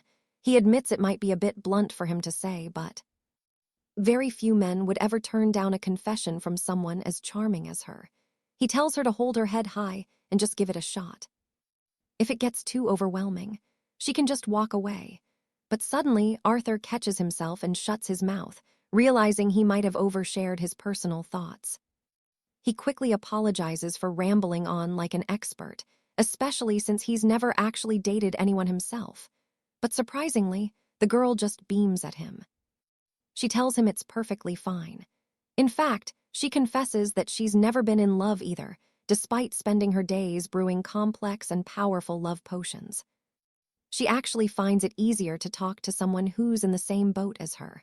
But Arthur, he's already feeling a bit awkward with all this personal talk. He quickly pivots, asking if his customer shouldn't be heading off to work by now. That's when the girl realizes the first carriage of the morning is arriving. Time really flew. She realizes she has to move fast or she'll miss her transport. She gathers her things and prepares to head out into the morning air. She says her goodbyes, thanking Arthur for being such a good listener. Our hero just smiles back, happy he could actually be of some use to her. Before she vanishes, Arthur hands her a small crimson box. It's an alchemical remedy meant to clear a heavy head after a long night of drinking. The girl looks confused, but Arthur explains that her shift will be a total nightmare if she's nursing a hangover. He just wants her day to be easier. Hearing that, she happily takes the box from his hand, her gratitude shining through. But just as she's about to leave the general shop, she pauses at the door and asks if Arthur would mind if she dropped by again sometime. Later, as the next shift starts, his boss has questions. Lady Margaret, the shop owner, asks Arthur if he's really okay with that succubus regular coming back. Arthur doesn't hesitate to give her a firm yes. Margaret isn't so sure. She tells him he shouldn't be so welcoming to those types next time. She's honestly worried about her employees' safety around her. She warns him that succubi are known for their intense, borderline dangerous obsessions. If he gets tangled up with them, things could get very messy, very fast. Arthur promises to keep her warning in mind. Margaret then notices someone is missing, the pure-blooded dragon princess who usually hangs around the shop. Arthur figures she's just busy with her royal duties. But then, crash! A massive sound of metal hitting stone echoes from just outside the front door. They both freeze. Arthur asks what the hell that was, and Margaret admits she's clueless, though it definitely sounded like something heavy and metallic. They rush outside and find a fallen bicycle lying on the cobblestones. Margaret immediately calls out to see if anyone was injured in the spill. That's when they see him, a man made entirely of brass and clockwork gears. He's fallen flat on his face. Margaret rushes over to check on him. The metal man insists he's perfectly fine, thanking them for their concern as he tries to pull his heavy mechanical frame back up. Margaret isn't buying it. That sound was loud enough to wake the whole district. The robot apologizes for the scare and thanks her for the help. She asks what caused the crash, and that's when Arthur notices something peculiar about the machine. He leans in to take a much closer look. The clockwork man explains that things were going fine until the pedals just locked up. A total mechanical failure out of nowhere while he was writing. Arthur steps in. "The chain fell off," he says, leaving both the robot and Lady Margaret looking completely baffled by his sudden technical observation. He explains that the drive chain probably slipped and twisted during a gear shift. Luckily for the robot, it's an easy fix if you know the trick. The manager explains the carriage wheel probably snapped because the axle twisted during a hard gear shift. Arthur gets to work, walking them through the repair steps as he expertly snaps the metal links back into place with practiced ease. Moments later, the machine is as good as new. Both the clockwork man and Margaret are staring at him like he's some kind of secret mechanical genius. The robot is beyond grateful, and Margaret beams with pride. She tells Arthur he's truly talented and is becoming a very reliable young man. Arthur just shrugs it off, saying he only knew what to do because he spent his childhood messing around with old mechanical bikes all the time. To show his thanks, the clockwork man hands Arthur a small, inscribed card. It's his official work ID.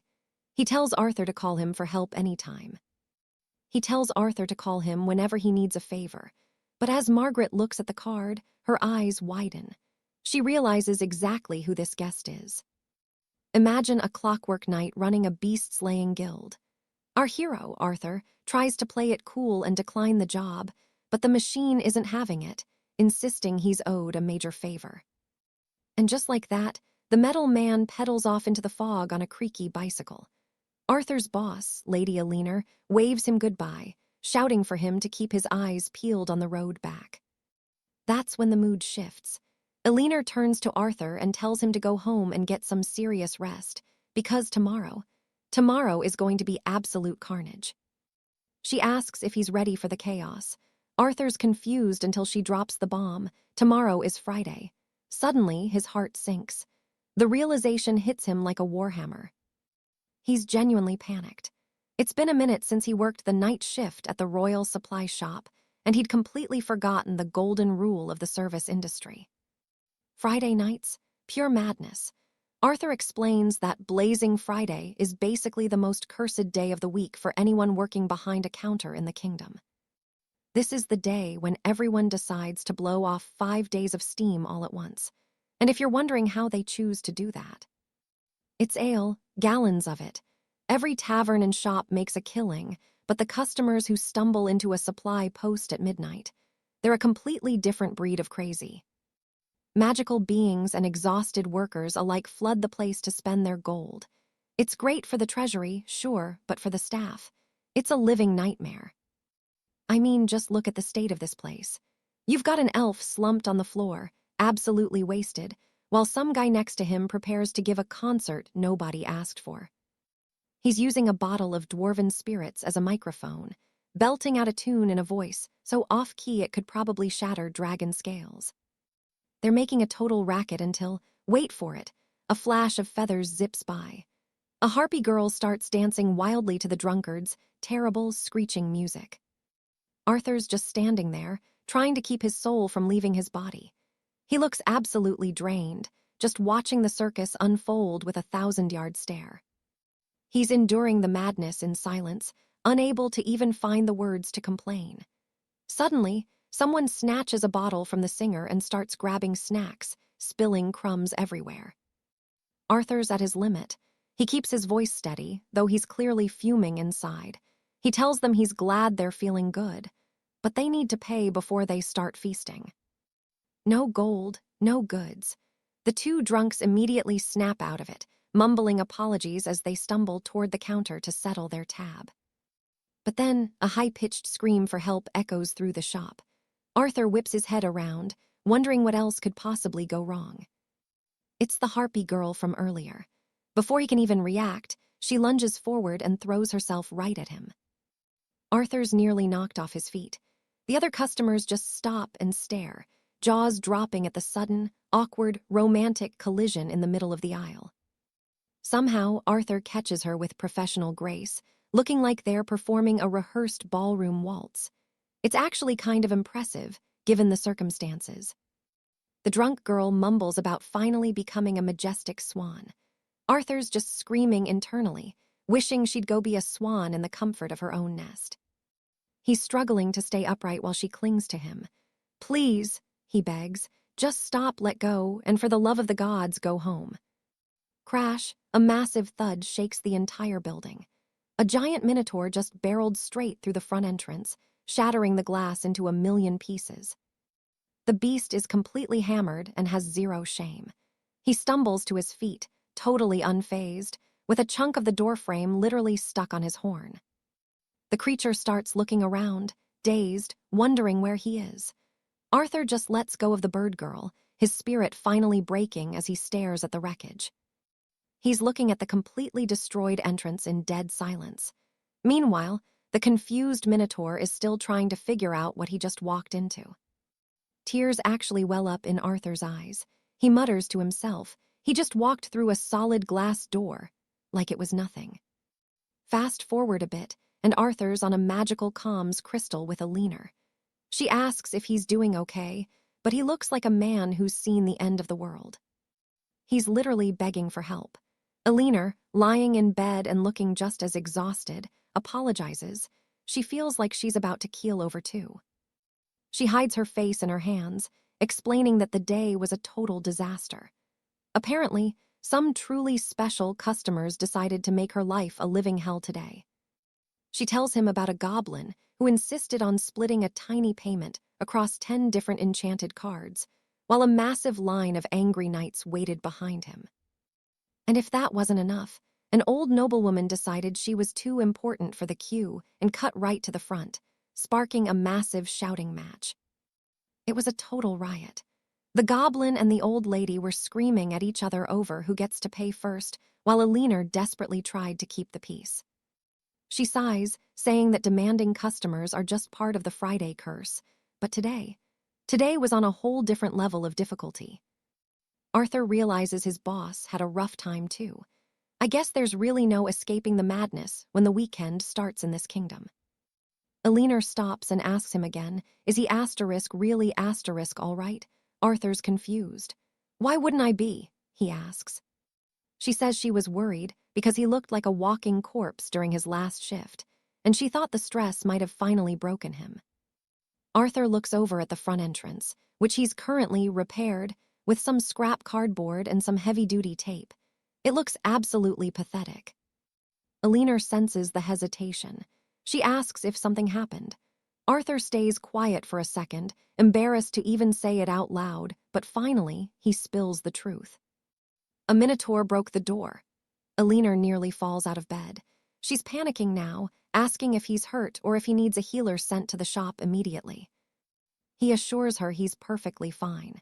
He even managed to get the minotaur's insurance details and put up a temporary fix so she doesn't need to stress for now. After he says that, nothing, just dead silence on the other end of the line.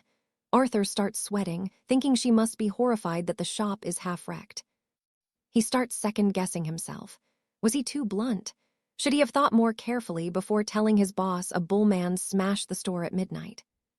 Silence follows. Julian thinks the girl is genuinely stunned that the heavy oak door is actually broken. He wonders if he was too blunt. Maybe he should have thought twice before telling a child something so shocking. Julian's manager, Alara, pulls him aside with a serious look. She doesn't want to startle him, but she says he needs a special tool. Specifically, an artifact that could be useful for his protection. Julian is left totally confused, asking what she's even talking about. Our protagonist wonders why he'd need such a thing, but Alara reveals she's been worried and will prepare it as fast as possible. Julian tries to stop her, saying a simple manager doesn't need to go that far. But Alara explains that everyone in this world has magic. Every species has unique powers based on their traits. For example, elves stay youthful and live for hundreds of years. Then you have sirens, who are masters at captivating people's hearts. It's just how things work here, and Julian, he's the outlier. Among all these powerful races, Julian faces the highest risk of being exposed to danger simply because he's an outsider. She mentions that fortunately, the boy has an anti-magic constitution. He can control it with his will, which gives him a bit of a shield. However, they have no idea if this ability can shield him from extreme magical powers. And let's face it, he can't win a physical fight. So this tool would ensure his safety without being a burden. Julian simply responds that he'll actually look forward to seeing it. Finally, Alara says she'll go search for some equipment for now. She wishes Julian good luck with the rest of his late shift. Afterward, Julian thinks to himself that his manager is truly a kind person. She genuinely cares about him, even as a mere employee. The boy decides he should at least buy her something with his very first paycheck. He wants to repay her kindness, even just a little. At that exact moment, the shop bell rings. Someone enters, politely addressing Julian, who promptly welcomes the new customer. Julian asks what he can help with. The man immediately asks for a pack of blue leaf tobacco, and Julian quickly turns to get it. Before handing over the product, the young man glances at the customer. He notices a massive, jagged scar across the man's hand. Julian is immediately shocked and flinches. He apologizes right away, explaining it's just his first time seeing a scar like that. He couldn't help but react. The man assures him it's perfectly okay, since it's rare to see marks like that on a daily basis. It's revealed that the customer has wolf-like ears, a lichen. He tells Julian not to worry because curious people often react that way. He then asks if he can rest for a while in the convenience store while waiting for something. Julian agrees, liking his polite vibe. Our protagonist thinks it's the first time he's met such a well-mannered middle-aged man. He points toward a quiet corner. Julian tells the man he can rest comfortably there. The customer thanks him before heading over, but then he pauses. The man excuses himself to check his communication device. As Julian watches the customer typing away, he notices it's taking a while. He wonders if the man is busy and starts observing him. Judging by the sharp suit late at night, Julian speculates he's an office worker. Maybe he's pulling some late-night overtime. Analyzing further, Julian guesses the man works in finance and gets bold. He asks if the man is checking the stock market. However, the customer reveals it's not stocks, but something for his other job. Julian asks about the work, and the wolfman explains that he drives for a living. He turns his phone to show the screen. The lichen reveals he works as a carriage driver. A moment later, we see several carriages stuck in a jam outside the store. As our protagonist watches the traffic, he comments to himself about the massive amount of vehicles stuck in the jam. Looking at his customer, he notes that the man, who looks like a noble knight, is just quietly checking his driver's service app. The boy realizes there aren't any strange customers tonight, just a polite guy. He finally feels the pleasant rhythm of work. After so much chaos, Julian has an extremely cheerful expression. He wishes that every single day could remain this peaceful. But suddenly, the customer stands up and excuses himself. He shows a map application on his device and asks for a location. He asks if Julian knows where it is. Julian apologizes, explaining that he's recently started working here and doesn't know much. The customer says that's good to know. He adds that it hasn't been long since he started working as a driver either. The young man asks if his job is easy. Julian replies that it actually was, until the previous day, when things went sideways. He mentions a minotaur broke the front door, leaving him completely exhausted. After hearing that, the customer chuckles. He says he was actually wondering what had happened to the door. Suddenly, both are startled by a loud noise from outside. Julian looks out the window, heart racing, wondering what happened. He sees that one carriage has collided with another. They realize there's been an accident between two orcs. Behind one of them is a small kobold in his cart, visibly frightened. The little guy is shaking from the situation. Completely irritated, one of the orcs questions how the other even got a license.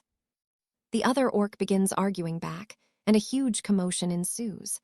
The poor kobold behind them looks utterly terrified. Our protagonist stands outside the shop next to the wolfman, completely baffled by the scene unfolding before them. Julian mutters to himself that he might as well witness orcs fighting while working here. It's just another night on the job. In fact, the argument seems to be escalating into something much more serious than expected. Peace was never an option. Watching the absolute madness unfold, Arthur sighs, thinking he should have probably checked the shop's insurance policy before even considering getting involved in this mess. People from all sorts of kingdoms are just passing by, muttering that orcs are always like this, completely thick-headed and looking for any excuse to start a brawl. What really throws Arthur off is the sheer indifference of the crowd. Nobody cares. He realizes right then that he's definitely not in his old world anymore. The old wolf man asks if Arthur is worried about potential trouble, and the young man just looks at him, wondering where this conversation is even going. The man points out the obvious. Who's going to shop here if two massive orcs are busy smashing the pavement right in front of the door? Suddenly, Arthur sees the problem. Business is already slow enough without a street fight scaring off the local nobility, and this chaos is only going to make his daily sales tank even harder. "I'll handle these jokers," the wolf man growls, stepping out into the street with a confidence that suggests he's done this 1,000 times before. He marches right into the middle of the clash, cheerfully telling the two brutes that while their energy is impressive, they really need to wrap it up. He suggests, with a sharp glint in his eye, that they stop acting like animals and start clearing the road so the merchants can actually pass through. The orcs are beyond annoyed.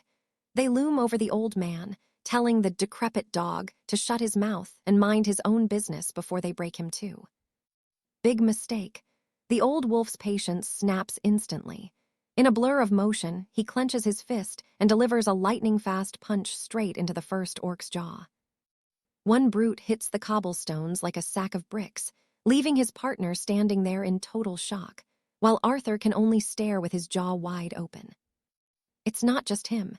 Every onlooker from the nearby noble houses and merchant stalls is frozen, completely stunned by the old man's sudden, brutal efficiency. The second green-skinned thug roars in fury as he sees his comrade go down, charging at the old wolf with everything he's got to take him out. As the brute swings a massive fist, he demands to know what kind of trick the wolf used, but the old man just stands there, eerily calm. Smooth as silk, the wolf slips the punch, pivots on one foot, and delivers a devastating heel kick straight into the creature's exposed neck. Both orcs are out cold on the dirt. The wolf scoffs, adjusting his coat and noting that they finally seem to have learned some goddamn manners. He calls over a halfling merchant who'd been trembling behind his cart, the poor guy looking like he'd seen a ghost during the whole fight. The wolf tells him that now that the trash has been cleared, he should probably call the city guard and the guild adjusters to fix the road. The halfling nods frantically, thanking him over and over, while Arthur just watches from the door, wondering what kind of retired man fights like that. Arthur finally finds his voice, asking the man what on earth he did before becoming a hired driver, and what kind of species he actually is. The man looks surprised by the question, then chuckles. He reveals he's a werewolf, though it's hard to tell when it's not a full moon. As for his past, he just shrugs it off, saying he did this and that back in the day, but now he's just a tired old man. Arthur isn't buying it for a second. Looking at the guy, he thinks to himself that this might be the most legendary person he's ever met. Between the scars on his hands and that lethal precision, Arthur is convinced this gentleman has a past dark enough to fill a dozen storybooks. A little later, the patrol wagons arrive to clean up the accident site, and the wolf thanks Arthur for letting him catch his breath in the shop. Arthur says it was no trouble, but before the man leaves, he asks if he has a business card or some way for the shop to reach him. He explains that they deal with a lot of rowdy, drunken knights who definitely shouldn't be riding horses home, and they might need a reliable driver. The werewolf grins, clearly happy to have more work, and tells Arthur he'd be more than glad to help out whenever the tavern gets loud. He offers a final polite nod of thanks and hands a small, crisp card over to Arthur before disappearing into the evening crowd. Sometime later, Arthur is back behind the counter, staring at the card like he's trying to decode a secret message from a fallen kingdom. It looks like a perfectly normal business card, nothing suspicious or magical like the forged ID he'd accidentally picked up a few days ago. He decides the man is the real deal. No scams, no hidden agendas, just a genuinely tough, nice guy who happens to be a lethal werewolf. Suddenly, the door bells jingle. A new customer walks in, but Arthur's eyes widen when he sees the man is carrying a tiny, fluffy puppy. The stranger asks for 2 packs of high-grade tobacco, but Arthur has to stop him right there. Pets aren't allowed inside the establishment. The man, who looks remarkably like a pufferfish, insists that his little prince is perfectly trained and won't be causing any trouble on the rugs. He practically begs Arthur to let the dog stay just for a minute while he finishes his business, promising it won't be a problem. "He's as quiet as a mouse, I swear," the fishman claims, promising he'll be out the door the second he gets his ale and tobacco. He gives Arthur a pleading look, asking him to just look the other way this one time so he can get his supplies and go. Arthur figures there aren't any other customers around anyway, so he tells the man it's fine, as long as he keeps a firm grip on the animal. A moment later, Arthur's communication stone pings with a notification, and he quickly pulls it out to see who's messaging him at this hour. It's a message from Lady Alara, his manager. She's asking if there's any specific equipment he needs for the shop's daily operations. He tells her a heavy-duty mop for the floors would be great, but she sounds disappointed, asking if that's really the only thing he wants. Arthur tells her to just pick whatever she thinks is best, figuring he'll be grateful for anything that makes running this place a little easier. Eventually, the fishman returns to the counter, slamming his drinks down and handing over his payment card to Arthur to settle the bill. The payment crystal flickers red. Arthur runs the noble's credit scroll again, but it's a total dud. Declined.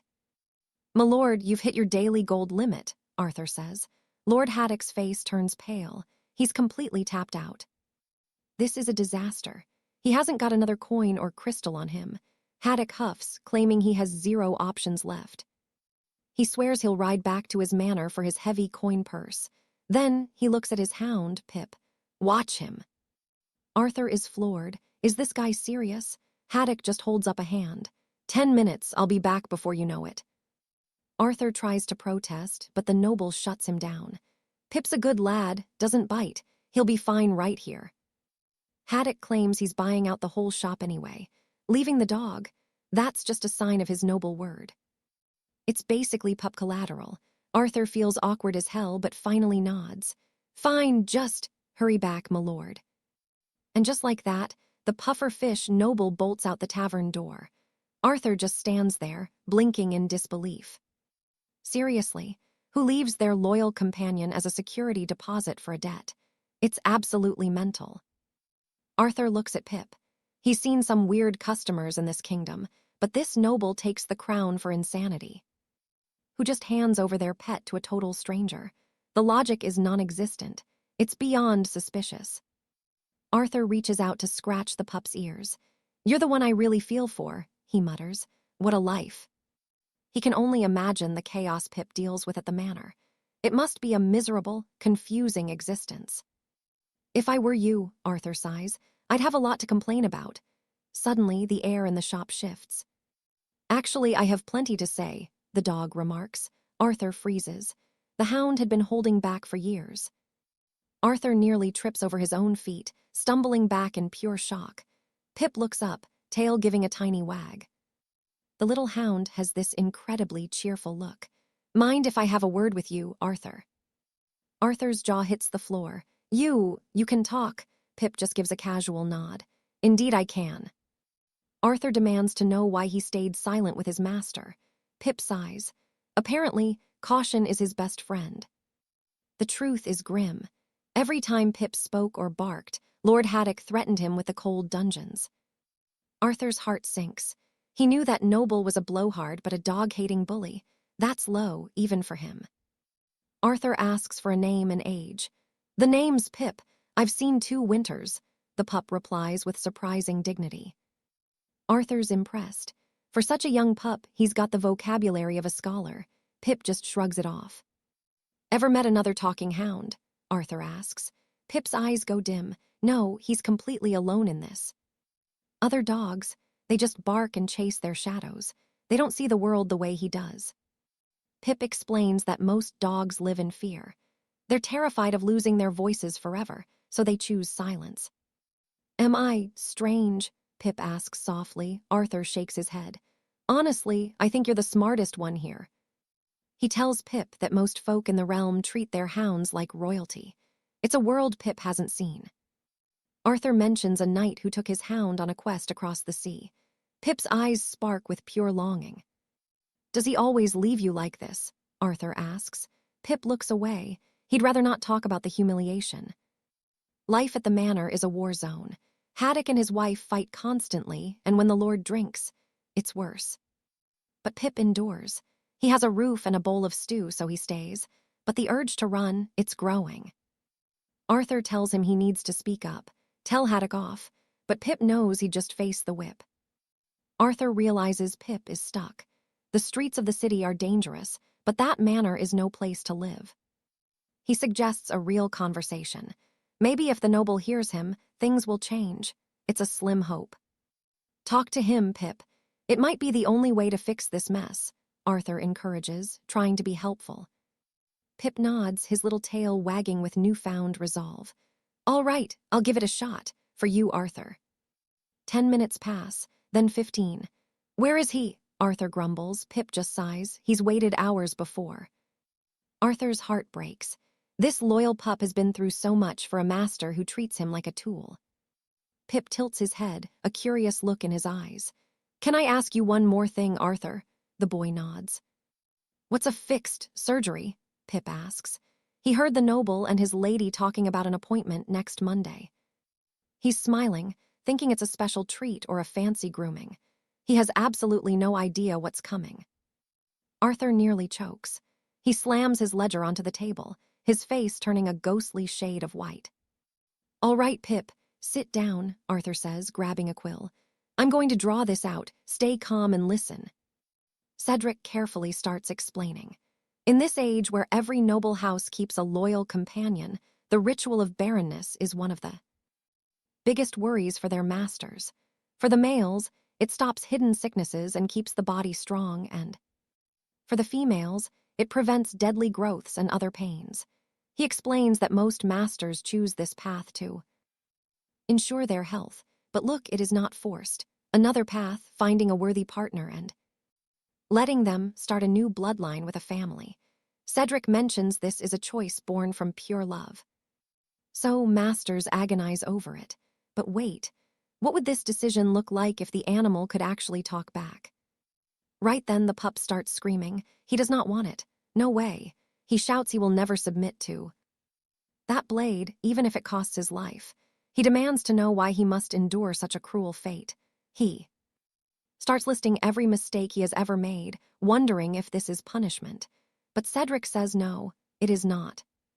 For his sins, but for his health. The dog is not buying it. He tells Cedric to stop that nonsense because even if it helps, he will not let them take his pride away.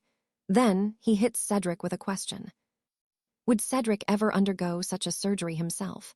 Our boy yells that the pup is insane. Why would he ever do that? The little dog goes off. He shouts that it makes zero sense for him to face this punishment when no knight would ever accept it. He declares this ritual is humiliating, utterly humiliating. And just like that, he starts to cry. The poor guy laments that he has not even met a lady or started a family of his own. He mentions he has just reached his prime, old enough to see his own heirs. The thought of being infertile, it is heartbreaking. He starts wondering what crimes he committed in a past life to deserve this. Cedric thinks, yeah, maybe I should not have explained that. He hands the pup some water to settle his nerves. A bit later, he asks if he is feeling any better. The dog apologizes for his outburst and his unknightly behavior. He says that since it is so terrifying, he just lost control. Cedric tells him to relax, it is all right. Then Cedric suggests something. Now that the pup knows the truth, he should tell his master he is against it. Surely the master will understand, right? But the dog shakes his head. There is no need for that. He claims he is not happy. He has served this master, a strange man named Baron Gillies, since birth. He thought he had to follow him faithfully forever. But that is not living. That is just existing. To live his own life, he is cutting ties with the Baron. He thanks Cedric for opening his eyes. Cedric panics. Wait, he only suggested a conversation, not a full-blown rebellion. But the pup is done. Cedric begs him to reconsider. The world outside the castle walls is dangerous. He does not care. Suffering is suffering, inside or out, and since his crown jewels are at stake, leaving the house is the only way. Cedric actually nods. Yeah, that is actually pretty reasonable. The pup has made up his mind. He just hopes Cedric will help him one last time. He asks the boy to remove his heavy collar. Cedric does it, but he is second-guessing everything. Is this right? Has the pup really thought this through? With his neck finally free, the dog shakes himself off. He feels renewed.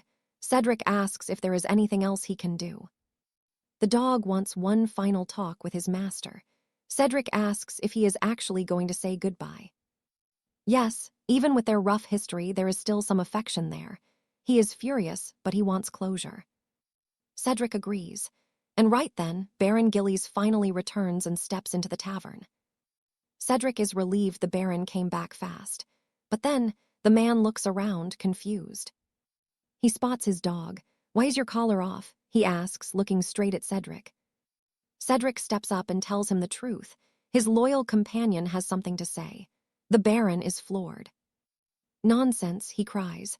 But then the pup speaks up, calling out to his master. He just wants to confirm one thing. Did the Baron really go home for his gold pouch? Or is he genuinely planning to have him cleansed next week? The Baron starts fumbling. That is all the answer the pup needs. He realizes he was right all along. Thanks for the answer, he says. He walks out of the tavern, choosing his own path and leaving his master's side forever. From now on, his master shouldn't ask why or worry anymore. He just needs to stay in good health before his final exit. The hound says he has one last thing to say. Watching this, Alaric is completely lost. Then, out of nowhere, the dog asks a final question. Could he return to the apothecary later today? Our hero is about to answer, but right then, Lord Silas is absolutely reeling from what he's witnessing. Alaric finally agrees and tells the dog to come back later, but before he goes, the loyal hound offers his sincere thanks. He wishes Alaric's business nothing but prosperity and departs. After he's gone, Silas just stands there, trembling in total shock. The man struggles to process everything he saw, questioning what on earth just happened.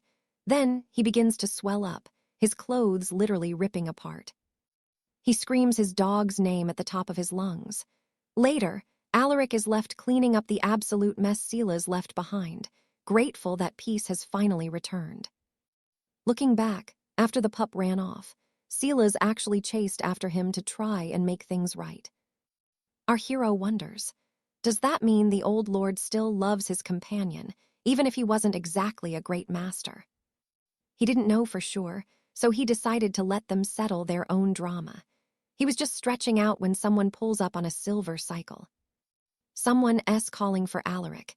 He looks over and, oh, it's Lady Alara, the little dragon noble who's been busy preparing a gift for the matriarch's festival.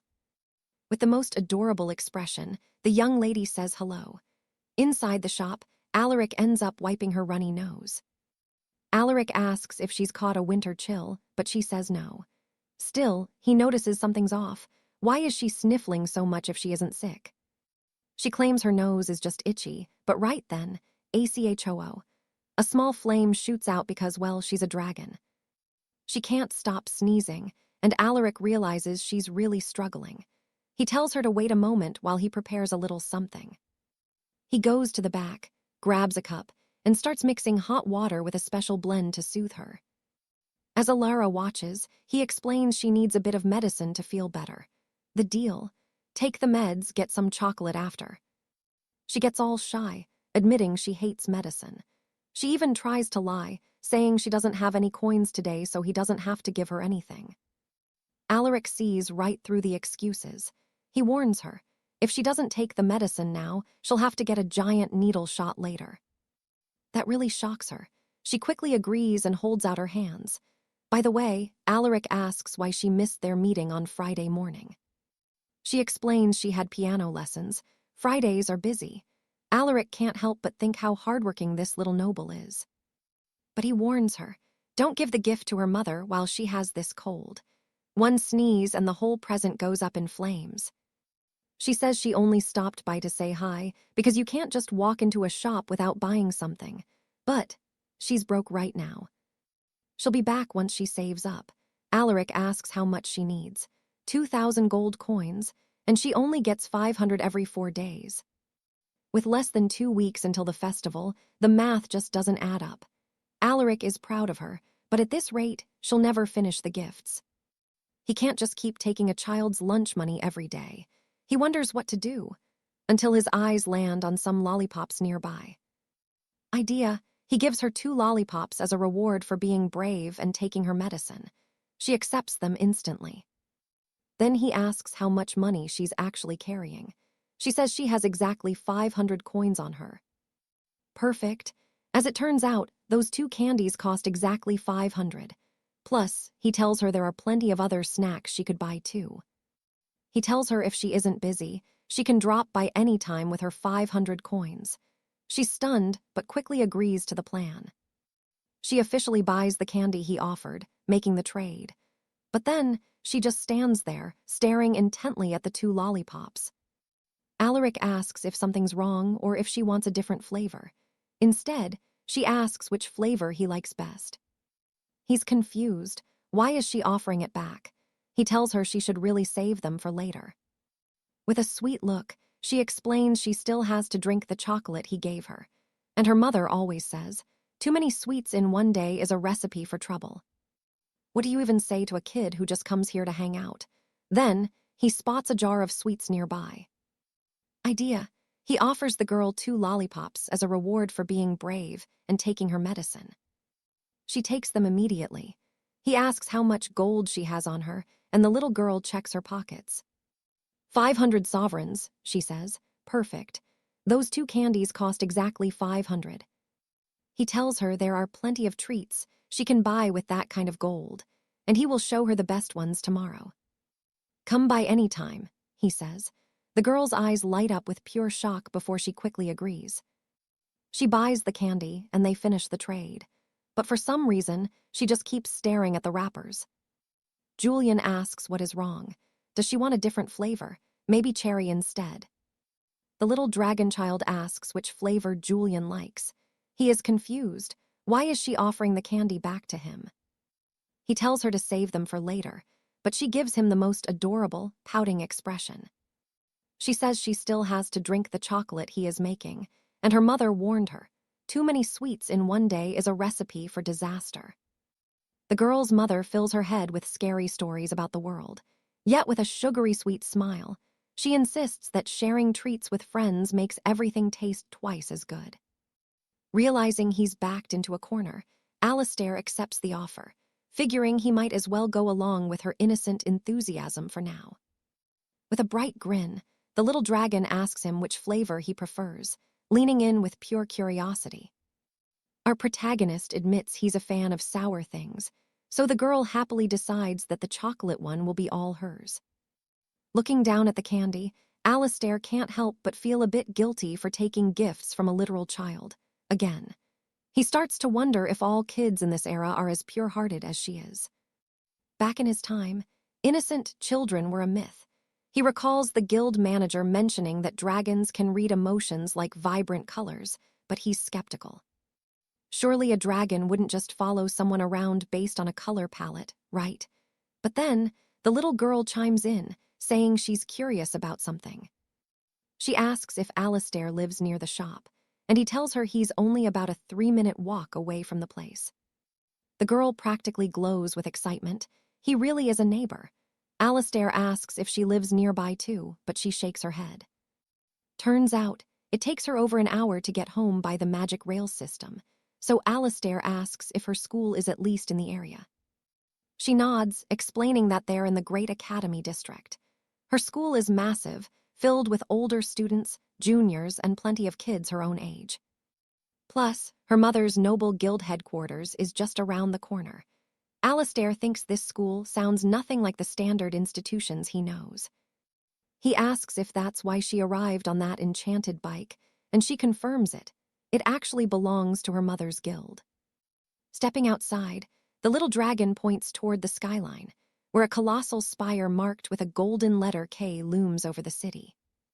She usually heads home with her mother after classes, but last night, she actually stayed over at the guild's headquarters. Alistair notes that her mother must be quite high-ranking to work there. The girl beams, saying she loves her mom, but there's another reason she's so happy today. When he asks what it is, she reveals the big secret. Since Alistair lives nearby, they can see each other all the time. But Alistair has to be the buzzkill. He admits he doesn't plan on working at this shop forever, intending to find a real career soon. Internally, he's thinking this is just a temporary gig until a better guild hires him, but let's be honest, his life has been a circus lately.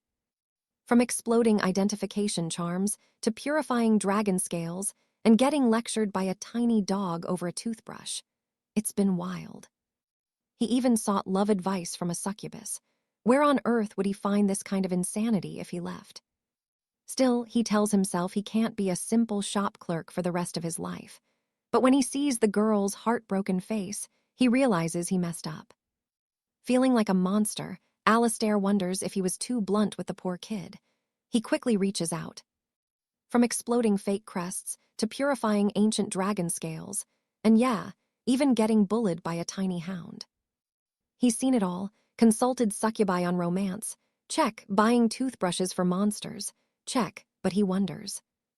Is this it? Can he really spend his life as a humble shop clerk in this tiny village? Then he sees her. The little girl's face drops. He's realized he messed up by being way too honest. Was he too blunt with the poor kid? Probably. Leo reaches out, gently patting her head to apologize. Look, I'm not leaving tomorrow, he says, trying to fix the mood. The girl's eyes light up. Really? He nods. He only said it to scare her, a harsh lesson on why kids shouldn't trust random adults. You can't just trust anyone, he warns. Hasn't your mother told you how dangerous the world is? He's just looking out for her. It's for her own safety, and he tells her never to forget it. But the girl isn't having it. You helped me with my mother's gift, she argues. You gave me medicine. To her, Leo isn't a stranger to fear. He's the good man of the shop who always helps. Our boy is officially flustered. Blushing, he tells her to just come back later for some fine parchment. Sometime later, the shop manager, Lady Alina, breezes in. Morning, I see you finally fixed that heavy door.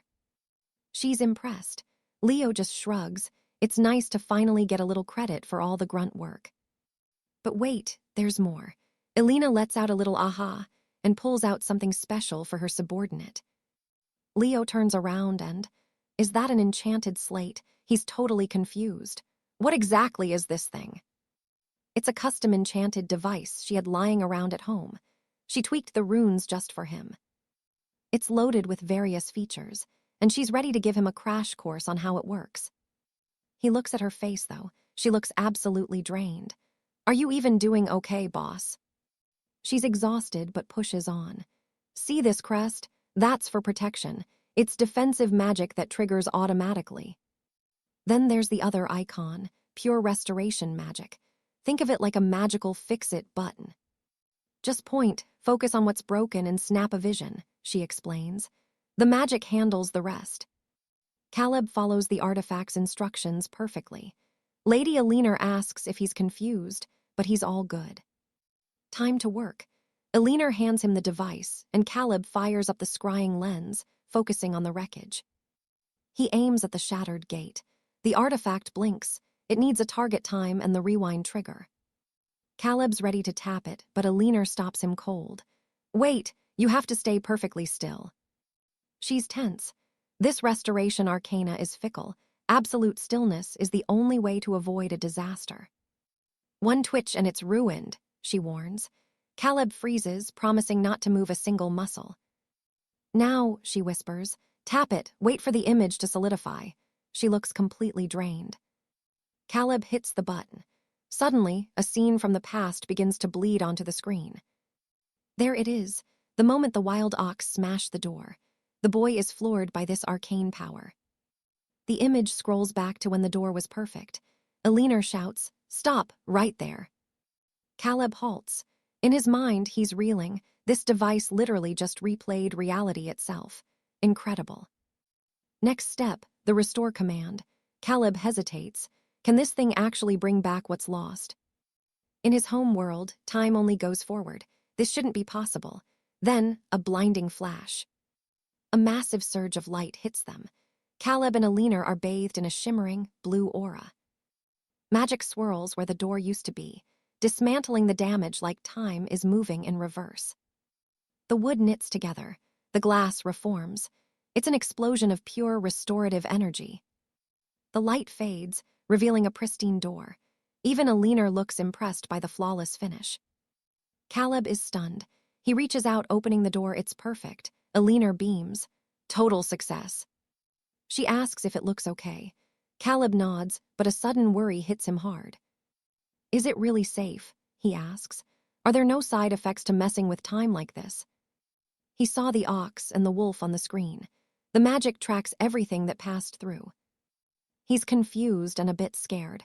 What if this magic hits a person? He wonders. Could it turn a customer into a literal child? Alina just stares at him for a second.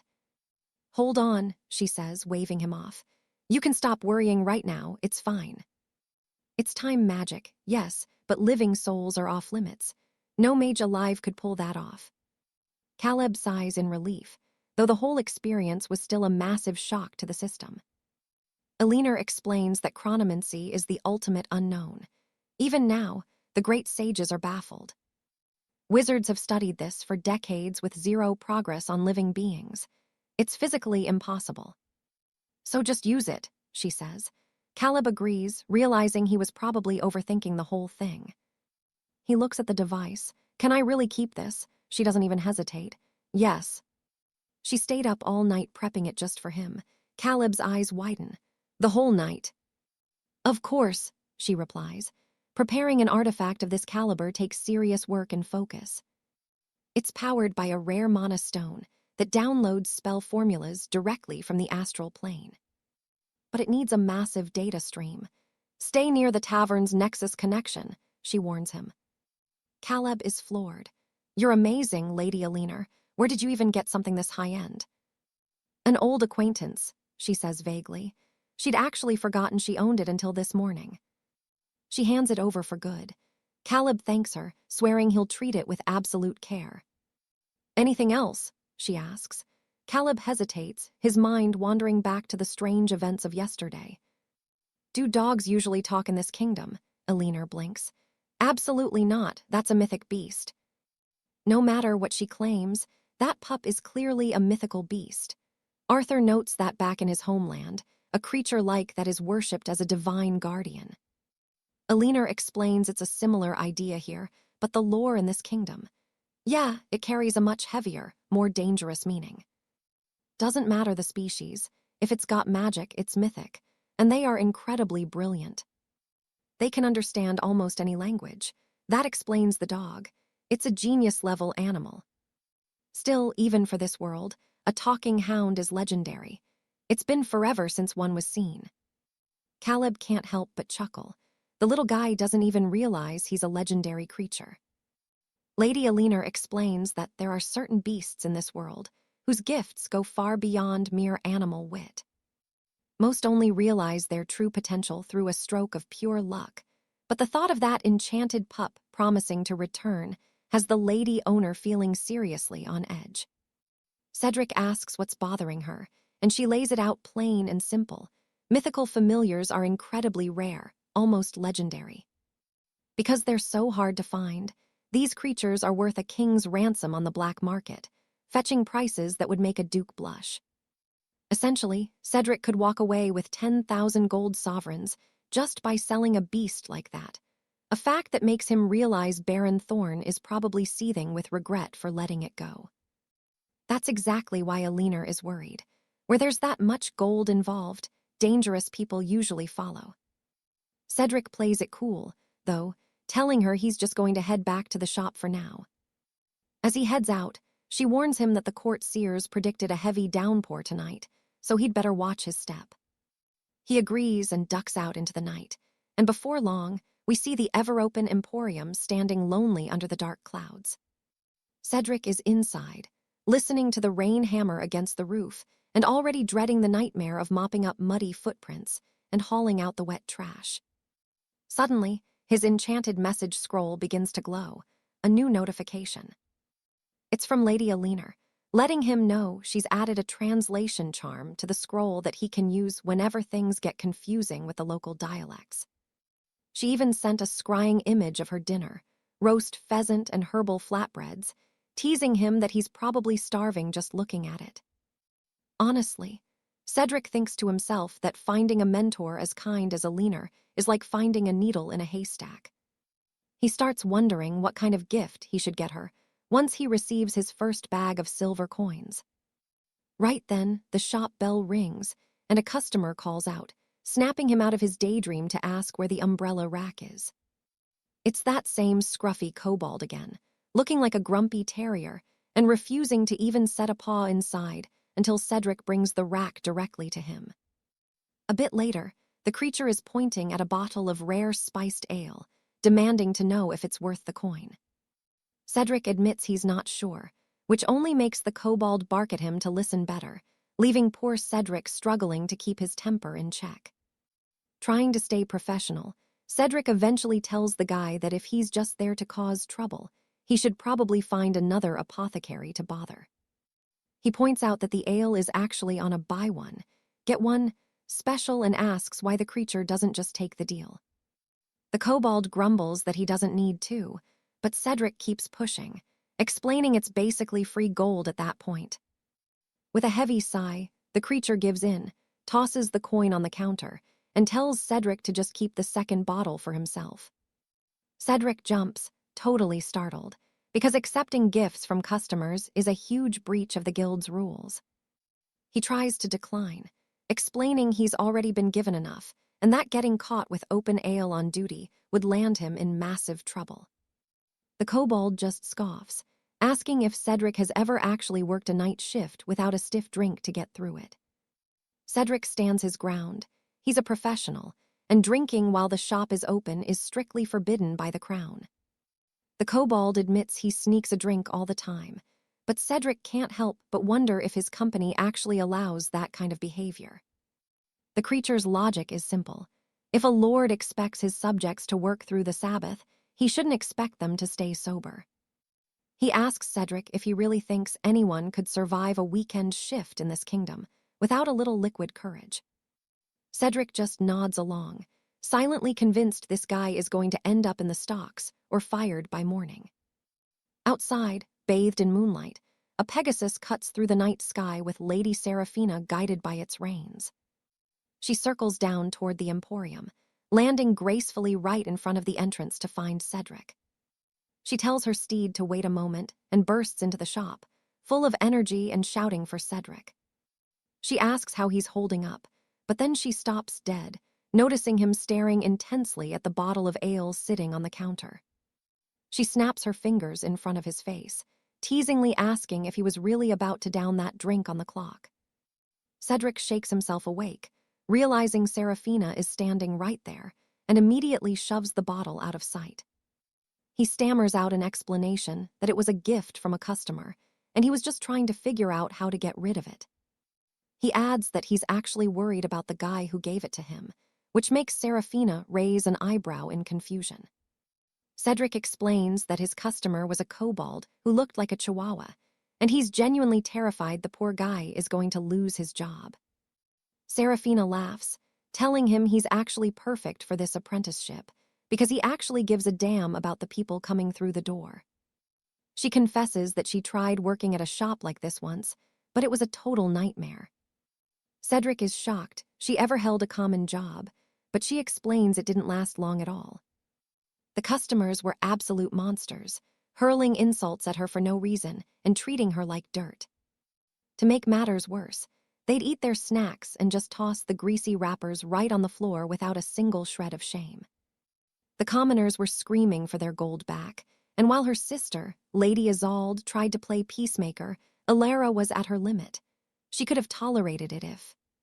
It only happened once or twice, but the disrespect was constant. Eventually, she snapped and nearly leveled a customer with her fist. It made her completely livid. She was a hair's breadth away from starting a riot, though she swears she didn't actually land the blow. Only because Isolde held her back. Regardless, she walked out on the spot. Cedric notes how fascinating this family drama is getting. Alara asks what he's doing here today. Wait, actually, she's the one visiting. She realizes it's not the day the merchants arrive and suddenly snaps her fingers. Nearly forgetting her actual purpose. She wasn't there for a delivery, she needed Cedric's unique talent. Our hero is totally lost. Alara tells him to look at a special item. Cedric nearly jumps out of his boots as she pulls a pulsing, magical beast heart from her satchel. It looks like a raw, glowing heart. She asks if Cedric can give it a touch. He tries to say please, but Cedric bails immediately. No way, that thing is disgusting. Alara promises it's not a threat, explaining he just needs to cleanse it like he did with those Drake plates. But Cedric isn't buying it. Why touch that slimy thing? And what even is a beast heart anyway? Alara explains that the monsters crawling out of the shadow rifts carry these. They're basically the engine of the creature's power, a concentrated fragment of pure mana. Because the energy levels are so high, they use them to power the royal steam trains, making them incredibly valuable. Turns out, this relates to the monster parts Isolde ordered. Cedric asks if the lady manager sent this too. Alara shakes her head. Isolde had actually requested something much different. She asks if he remembers the Drake plates, and he nods. Alara clarifies that the real order was for a massive taxidermied trophy. Cleansing is vital for enchanted trophies, but she didn't trust the Alchemists Guild, so she wanted a second opinion. She explains the plan. If the heart, supposedly cleansed by the guild, doesn't react to Cedric's touch, then Isolde's order is likely safe. She looks at him with pleading eyes. Cedric is hesitant. I mean, would you want to touch a pulsing monster heart? Our protagonist wonders if he should just close his eyes and get it over with. Elara said it was safe, right? Besides, the lady manager always goes out of her way to make him feel welcome in the shop. Meanwhile, Lady Isolde is back at the manor, sound asleep and snoring. Determined to repay her kindness, Cedric decides to step up. He clenches his fist. He's going to show his gratitude in some way. He asks if a quick touch is all it takes. Elara beams. Yes, just a second. She assures him the guild already did the heavy lifting, so he's perfectly safe. Closing his eyes tight, Cedric prays for the best and reaches out to the beast heart. And then, boom! Seconds later, Cedric and Elara are sprinting out of the shop as a purple explosion rocks the building. They're both wheezing and covered in soot. Cedric is losing it.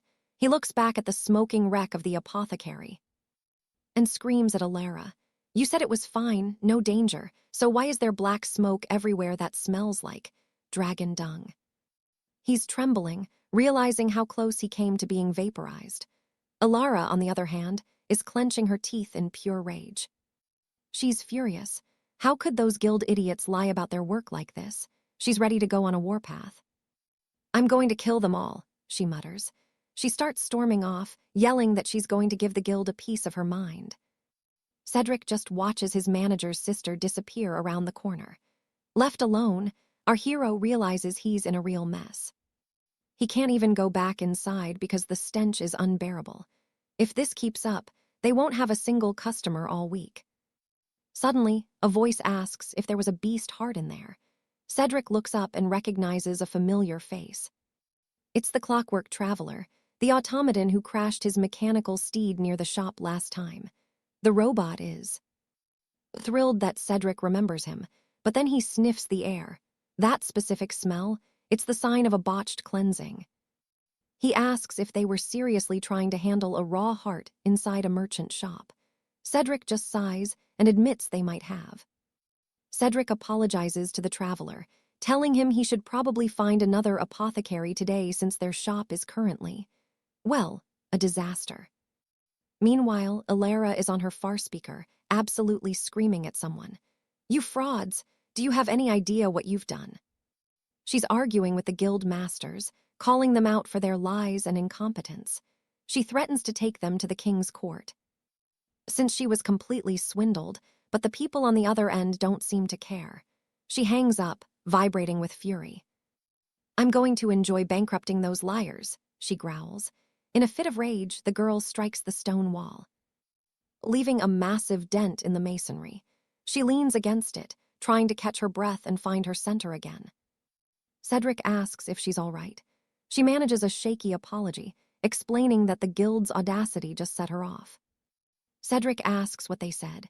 Elara explains that those lying snakes claimed their work was perfect, which is impossible, given the explosion they just witnessed. To make it worse, they actually asked if the mistake was hers. Hearing this, Cedric. Lady Beatrice asks what they should do about the lingering smoke, but Lady Elara admits she can't smell a thing. Since it's the weekend, every alchemist guild in the kingdom is likely closed for the holidays. Elara sighs, regretting that she even involved Arthur in this mess. She feels terrible for dragging Arthur and her sister into this trouble, but Beatrice tells her to stop. It's not her fault the job went sideways.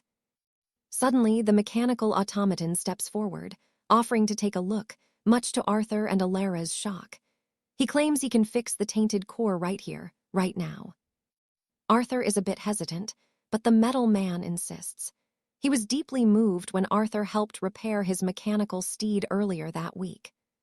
For the first time in his long life, someone treated him with genuine kindness without asking for gold. Now, he's looking for some payback.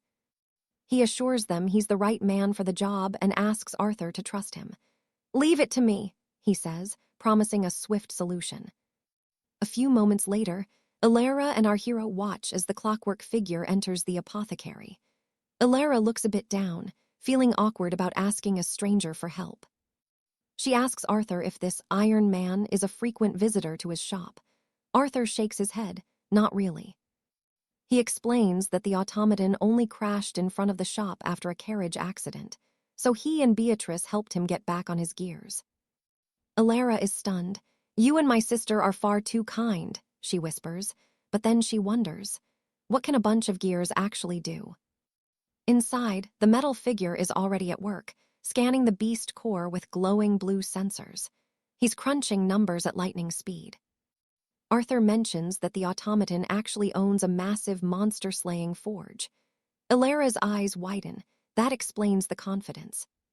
Suddenly, the mechanical smith extends two sparking, electrified rods from his fingertips. Pure energy. Arthur asks what she's thinking, and Alara explains that these ancient constructs are masters of craftsmanship. If he owns a forge, his skills must be legendary. "Trust him," she says, as the machine plunges the rods directly into the core. Then, boom, a massive electrical surge erupts, followed by a roar of pure energy. A blinding light floods the tiny alchemy shop, turning the dead of night into a brilliant, sunlit afternoon. Arthur and Alara can only stare in total disbelief as the light show finally settles. Moments later, the automaton walks out holding the shimmering core. "Purification complete," he announces. 100% success. The core has been perfectly stabilized. Alara cheers, while Arthur asks if the machine is okay after that massive shock. The metal man shrugs it off, totally normal for a job like this. Arthur notices the core has turned a pure, snow-white color. The smith explains that perfect purification always results in this white hue, but there's a catch. His analysis shows the core had been cleaned twice, and he warns Alara never to deal with her previous guild again. Why? Because the first job was a total scam. It was only 80% pure, which is incredibly dangerous. We see a quick memory of greedy merchants using cheap, diluted holy water just to save a few silver coins. The price of holy water is sky-high right now, and those shady bastards were definitely cutting corners to line their pockets. Hearing this, Lady Alara goes absolutely ballistic. A terrifying, murderous aura explodes from her. "Those cowards," she snarls, vowing to break every bone in the bodies of the merchants who tricked her. The automaton sighs, noting that many guilds are doing this nowadays. And honestly, he gets why. Arthur asks for an explanation. The machine reveals that since the dimensional rifts slowed down in March, monsters are getting scarce. No monsters means no work for the forges. Guilds are getting desperate and taking deadly risks just to survive. Even he hasn't had a single commission in weeks. Feeling useless, he'd just been wandering the streets in a funk. Arthur tells him not to sweat it. In fact, he's got some great news. "Alara is looking for a new partner," he says. Alara nods eagerly. She's got a mountain of work requests that would keep his forge burning for months. She asks if he'd like to sign a formal contract with House Alara. The automaton doesn't hesitate. He's in. As they shake hands on the deal, Alara suggests they get straight to work. The metal man is more than ready. But as they walk away, the automaton stops. He turns back to Arthur and asks, "Did you do the second purification?" Arthur nods. The machine is baffled. There's no equipment or holy water in this shop. How did a boy manage it? Arthur starts sweating, not wanting to reveal his anti-magic bloodline secret. Thankfully, Alara steps in. "It's a trade secret," she says firmly, telling the machine to drop it. Later that night, Arthur uses his magical slate to fix up the damaged shop. He watches as Alara flies off into the clouds on her Pegasus, the automaton by her side. Arthur sighs. Another day, another disaster. He just wants a quiet life, but fate has other plans. Just as he thinks things are finally calm, he notices something else on the horizon. A message flickers on Cedric's enchanted mirror. It is from Lady Alara. She managed to get his contact through her sister, and now she is absolutely blowing up his mirror with messages. Apparently, that mechanical sentinel back at the capital was singing his praises for his purification magic. The artifact was cleansed perfectly. Watching the messages fly in, Cedric starts to wonder, is Alara really just a simple guild messenger? thinking back to how she handled those beasts earlier. She moved like a veteran knight, not someone just delivering scrolls. She is clearly packing some serious heat. Our boy concludes there is no way she is just an average worker. There is a massive mystery here. I mean, imagine the monsters those guild messengers face out on the roads.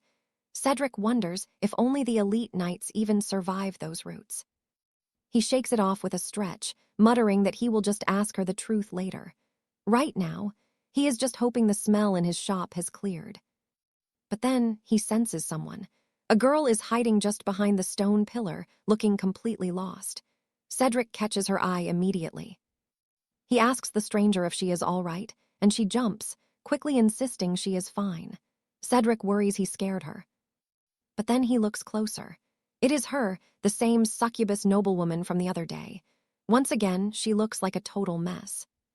She starts apologizing a mile a minute for bothering him while he is tending the shop. The poor girl is practically in tears. Between sobs, she explains she went to a high society masquerade with her elders, but they just ditched her, left her completely alone. She is crying now, wondering how people could be so cruel. Like, how do you just abandon someone like that in a den of vipers? Cedric notices something is off. She looks different. Is this that noble transformation everyone talks about? It is like she is a whole new person. But being at a masquerade sounds suspicious, so he probes a bit. Why go there in the first place? He asks if she did not enjoy herself. Surely she could have had a good time, even without those toxic seniors dragging her down. Was she there looking for her soulmate? The girl just shakes her head. Apparently, romance in the high courts does not work like that at all. This was her first time at a ball, and the only reason she went was because her elders basically forced her into the carriage. You cannot find true love in a place like that. She was essentially coerced and dragged into that chaos against her will. See, she told her seniors she wanted a real relationship, but their advice was to drag her to the loudest party in the kingdom. They told her she needed real-life experience in the world of romance, and then literally shoved her into a corner and walked away. She was standing there, utterly confused, when things went from bad to worse. A literal fishman from the abyss asked her to dance. Talk about awkward. And the whole time, her seniors were busy flirting and drinking, not giving her a single thought. Every time she tried to push the creature away, more creeps kept approaching, moving their bodies in the weirdest ways imaginable. With tears welling up, she says she felt like her soul was dying from the pure weirdness of it all. She absolutely despises those seniors now. Honestly, Cedric thinks she is just having another legendary bad day.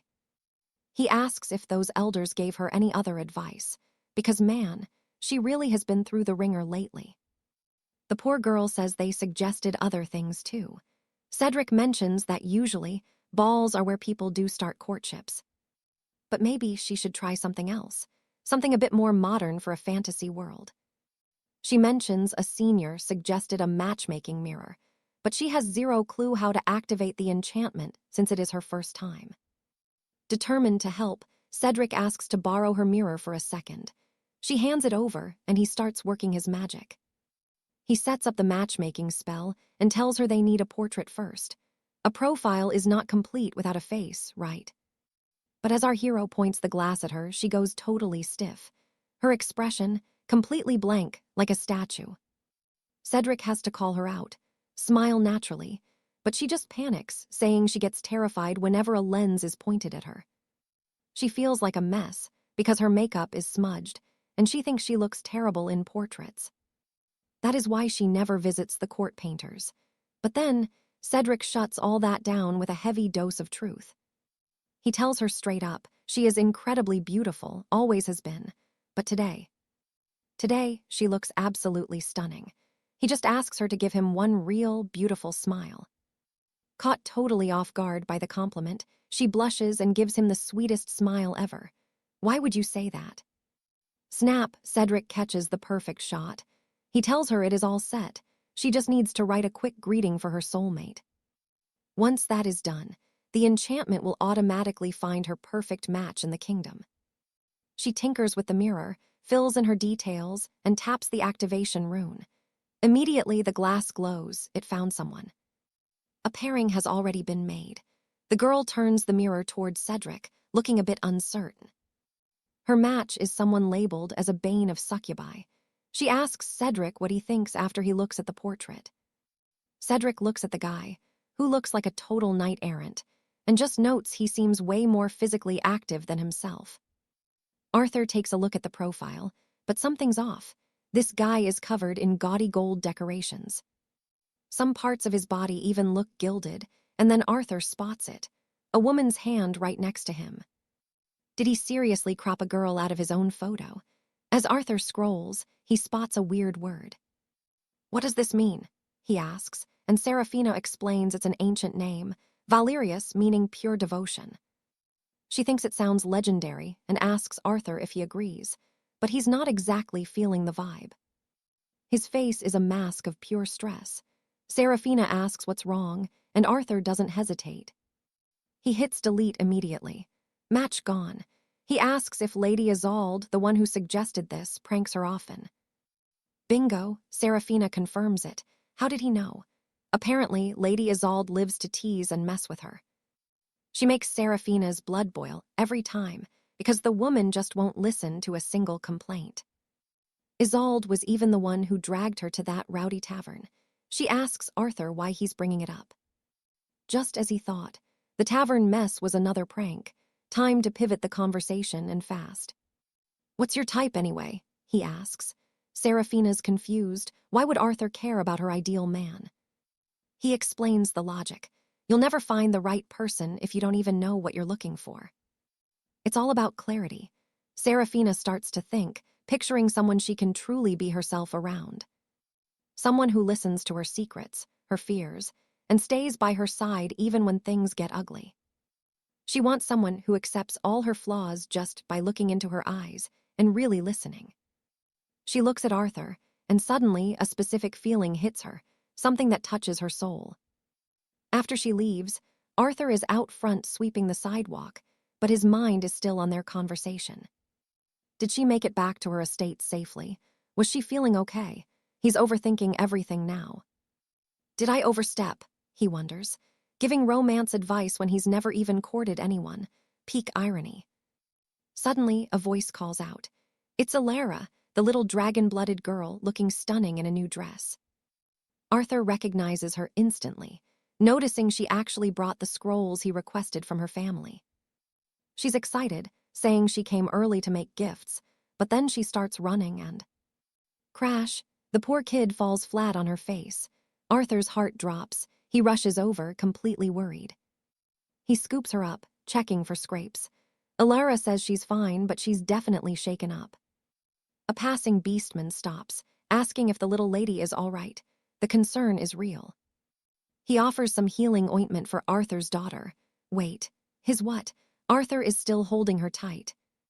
He's holding her like a father would. He just got called Dad. Arthur is absolutely, 100% shell-shocked. The store fills up.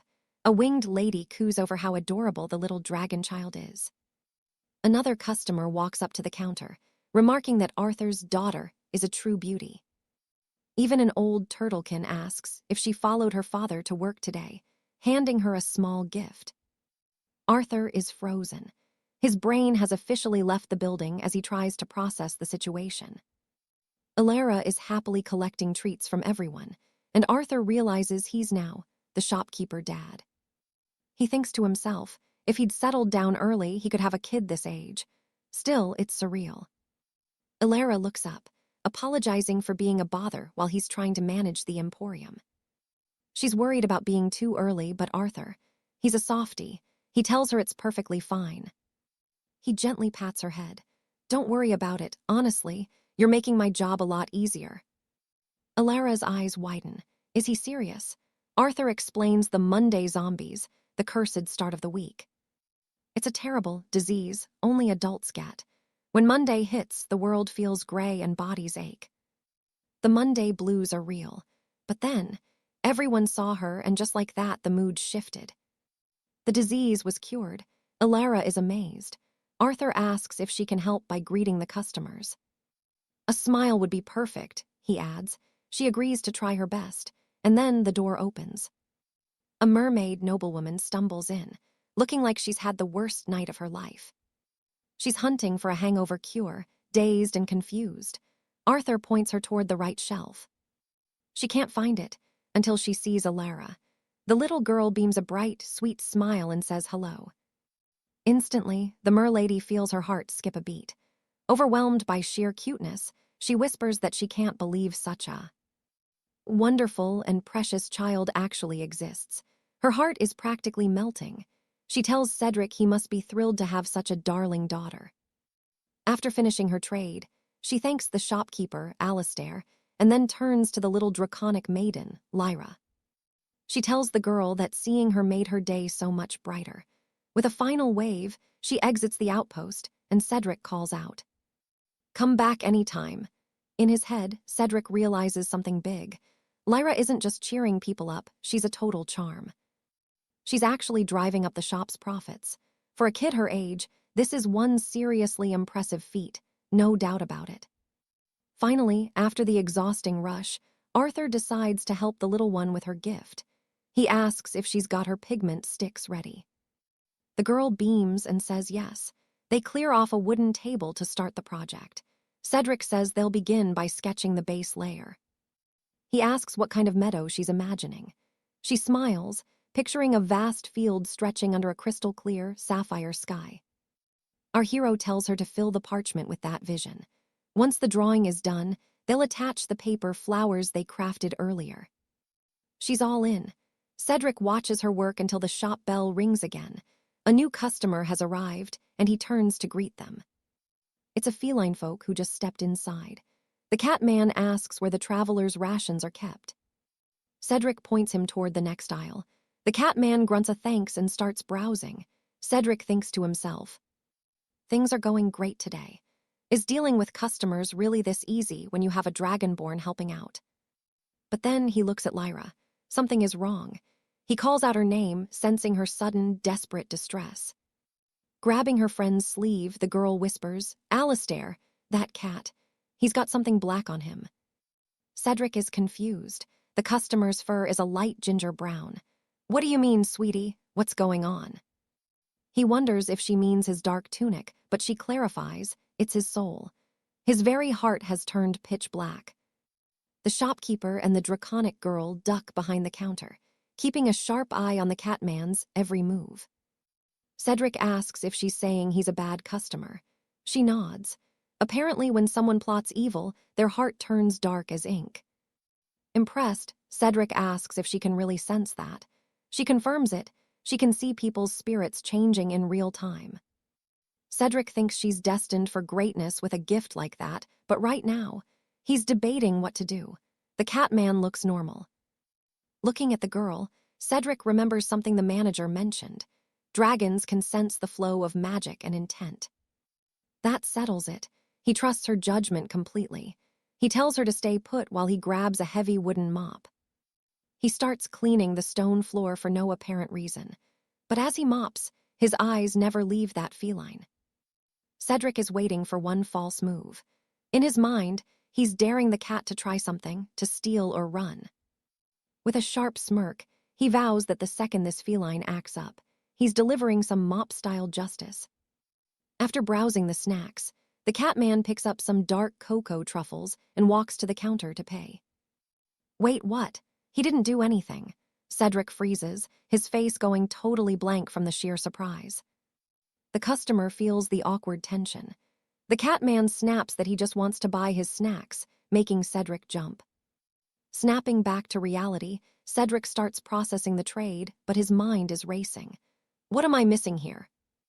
If he didn't steal anything, maybe he's planning something even worse elsewhere. Cedric's suspicion only grows. Then, as the catman pulls out his coin pouch, an ominous, dark aura starts leaking from it. Oh, it's on now. Cedric sees it. He immediately lunges forward and grabs the customer's hand in a bone-crushing grip. He apologizes and asks to see the pouch, promising it'll only take a second. He's not letting go of that arm. The catman is fuming now. Pinned against the wall, he screams, demanding to know why Cedric wants his money pouch. Staring at the suspicious item, Cedric knows he was right. This thing is radiating pure bad news. He realizes the pouch looks exactly like that cursed ID card he dealt with before. It's definitely hiding dark magic. He knows if he touches it, just like he did with the vampire's forged scroll, something big is going to happen. Suddenly, the feline man yanks his hand away, yelling at Cedric to stop touching him this instant. He orders the clerk to back off, while Cedric desperately tries to think of a way to get his hands on that pouch. The annoyed customer demands to know the problem. Cedric fakes it, claiming the pouch looks really cool. He lies, saying he wants to buy one for himself and just needs to check the brand. He asks one more time to see it. The customer roars, "No!" He calls Cedric a lunatic and threatens to summon the guard if he doesn't back off. Cedric begs him to calm down, still reaching for the pouch, until the draconic maiden suddenly steps in. Lily puts on her best performance, looking at the cat thief with an irresistibly sweet expression, while chirping that she really wants to see his wallet. She keeps pleading with those big, innocent eyes, until the thief is completely overwhelmed by her sheer cuteness. It works like a charm.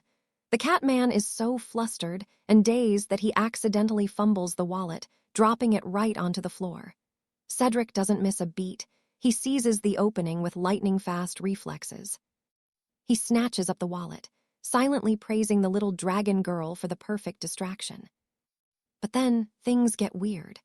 Dark energy starts pouring out of the leather, twisting the very air around it as the wallet begins to swell like a balloon. Startled by the sudden surge, Cedric immediately lets go, watching in shock as the item continues to expand at a terrifying rate. He has no idea what's happening, and neither does the cat thief. The one smug criminal is now panicking, screaming at the top of his lungs about what's going on. The situation is spiraling out of control. The feline thief is visibly trembling, his eyes wide with fear as he watches his own wallet grow larger by the second.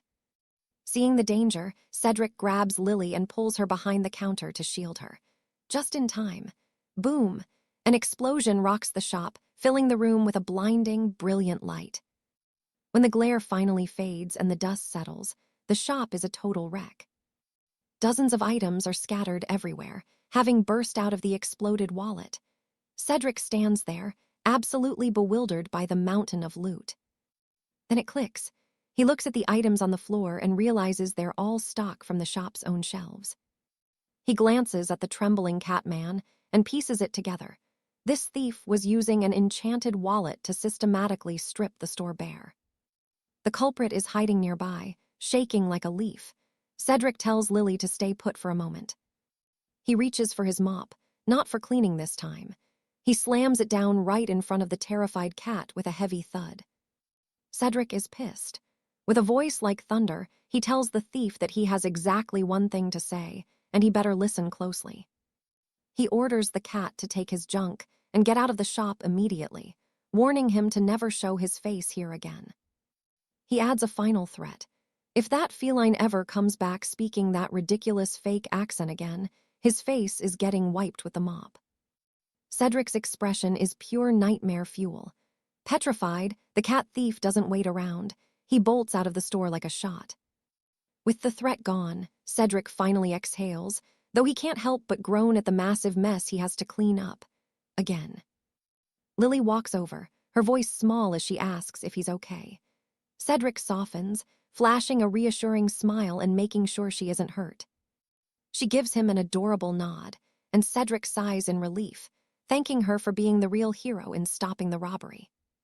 The little girl just humbles herself, whispering that she didn't do much and that Cedric was the one who actually caught the bad guy. Right then, the door chime rings. Cedric looks up and feels his heart sink. It's the manager, Lady Vesper.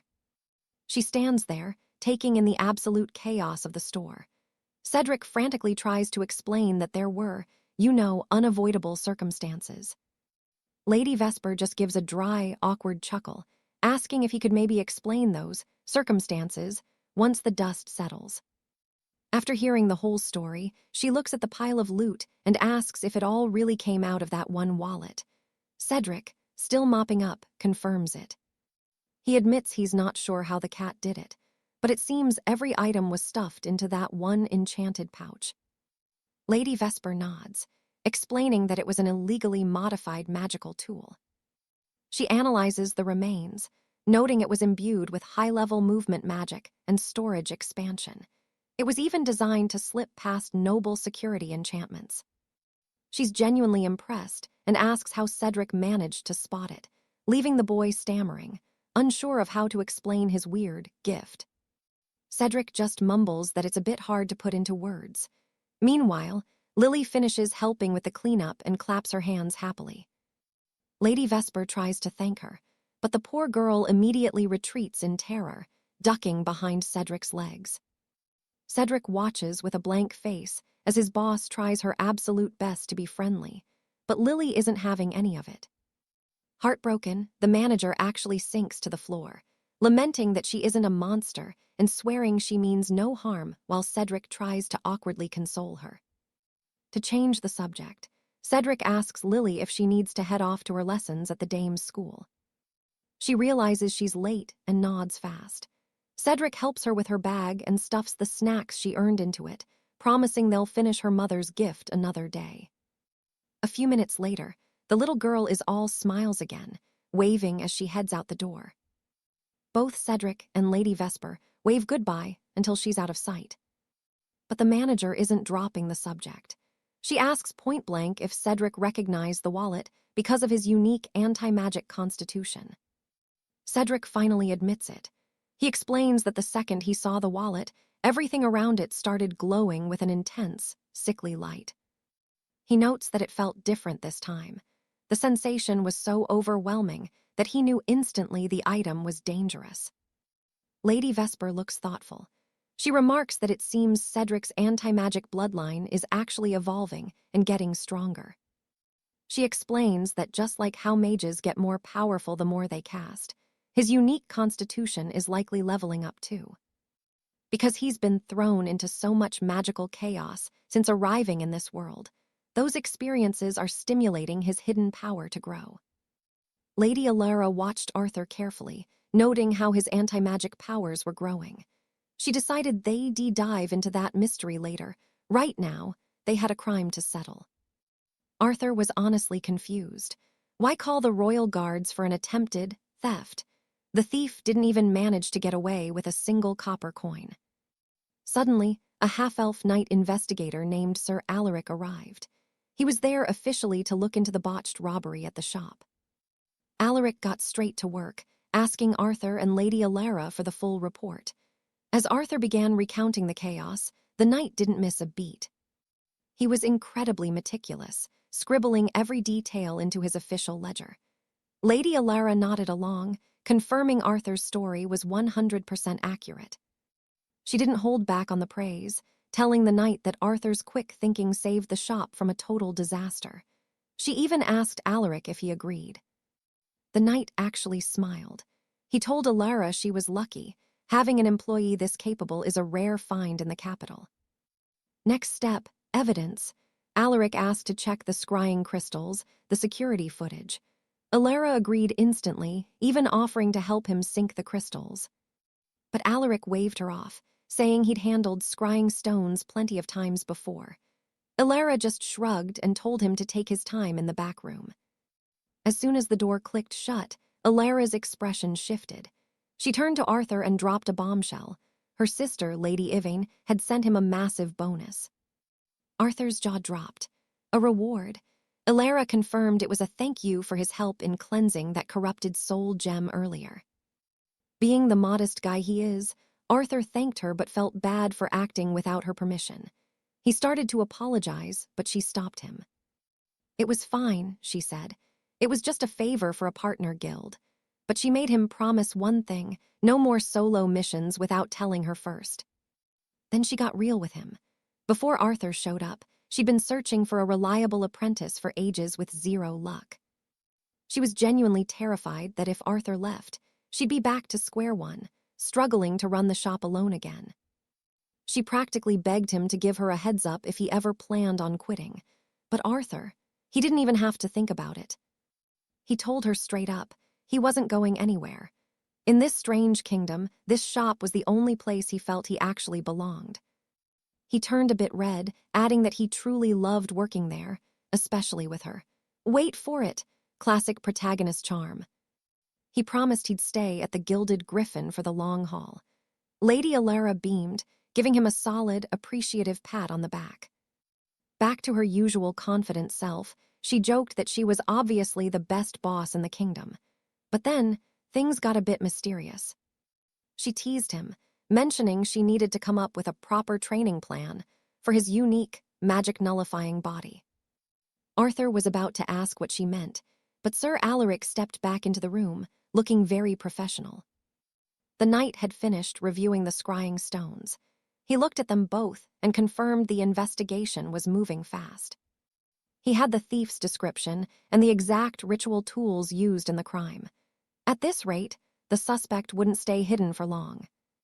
Lady Alara sighed in relief, asking the knight to handle the rest. But then, Alaric turned his full attention to Arthur. Things got tense. Alaric pointed out that the stolen satchel was covered in high-level protective enchantments. But on the footage, the moment Arthur touched it, every single spell just died, deactivated instantly like they were nothing. Alaric looked Arthur dead in the eye. Care to explain how you stripped those spells just by touching the leather? He ordered Arthur to be completely honest about what happened. Arthur felt the pressure. He was sweating bullets and had no idea what to say.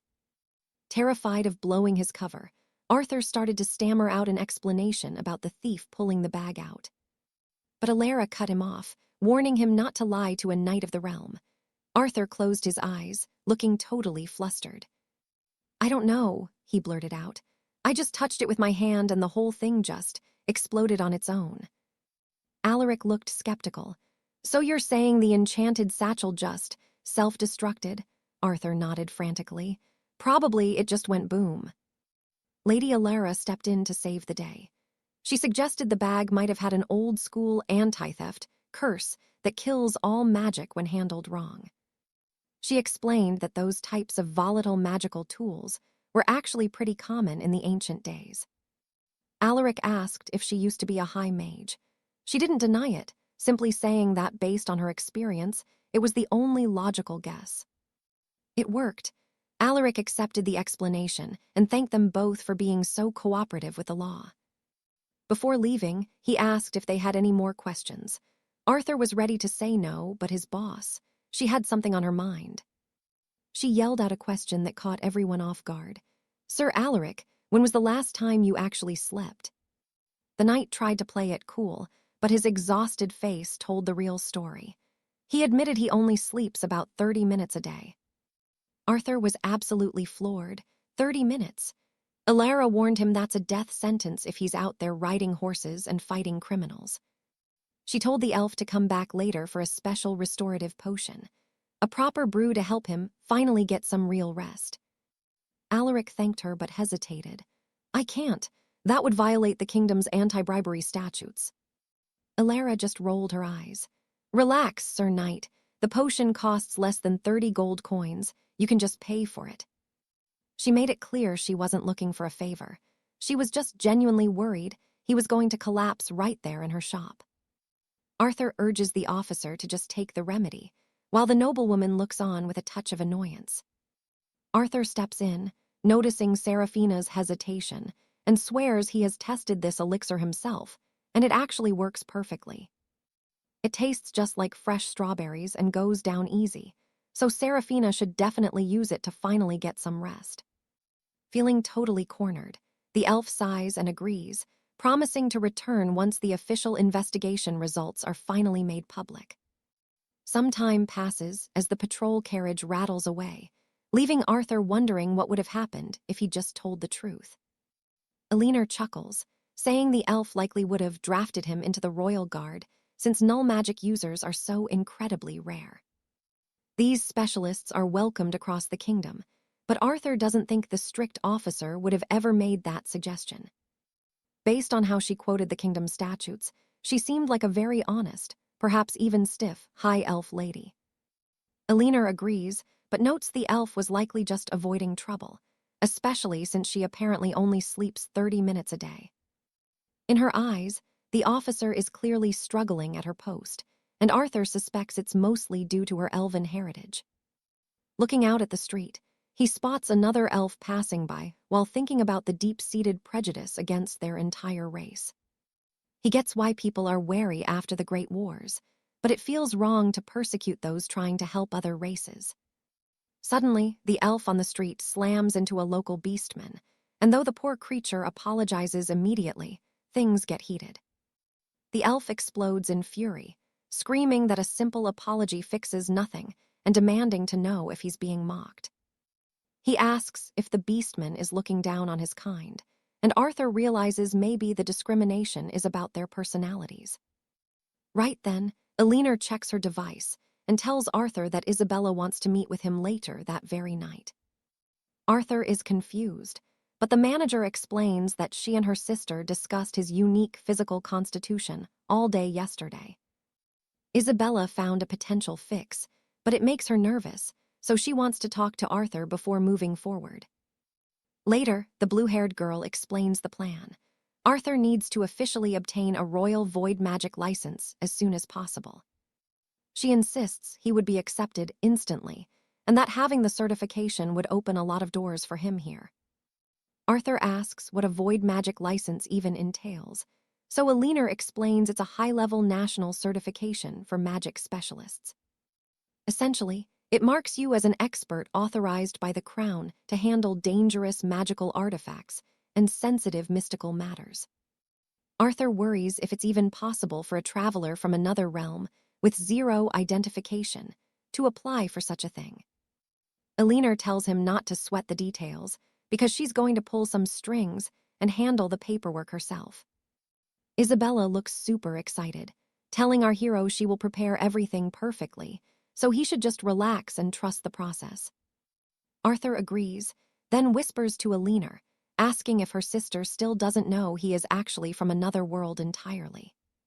The manager confirms the secret is safe, as Isabella is currently a nervous wreck just sitting there in her chair.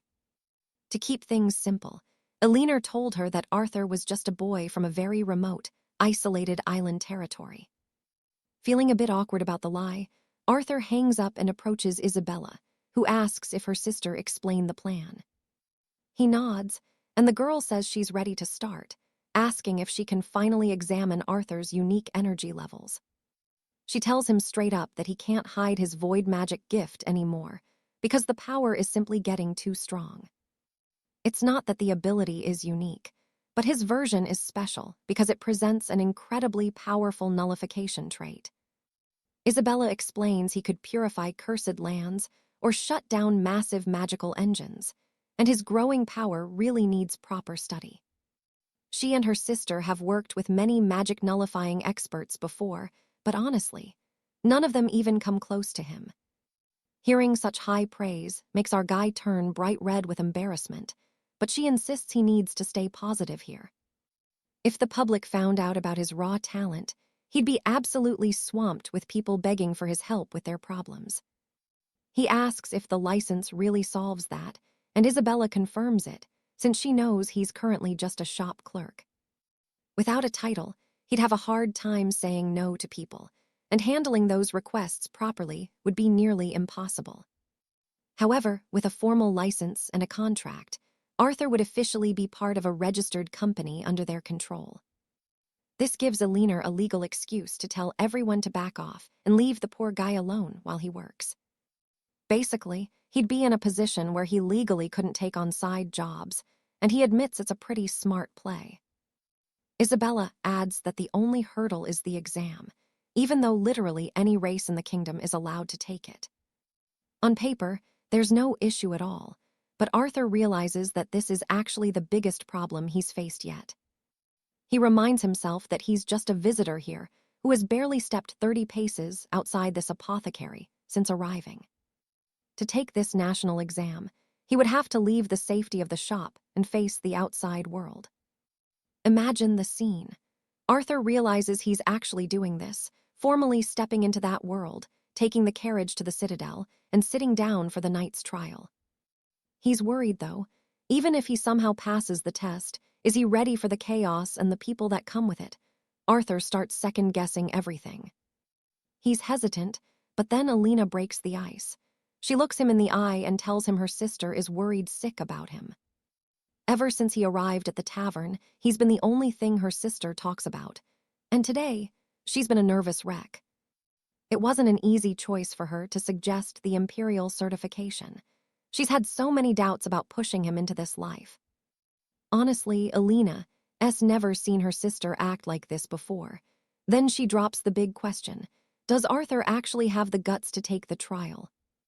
Right on cue, Beatrice, the tavern owner, walks into the Golden Griffin. Alina gets hyped. It's time to celebrate thanks to her sister's big plan. Alina's worried, though.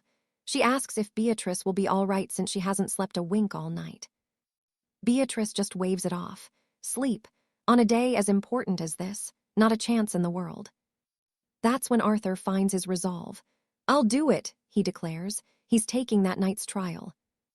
I mean, he deals with rowdy, troublesome knights at the tavern every day. How hard can an exam be? He tells Alina not to worry, flashing a confident grin that makes her smile. Suddenly, Beatrice reaches into her bag and pulls something out. What Arthur and Alina see inside leaves them both absolutely floored.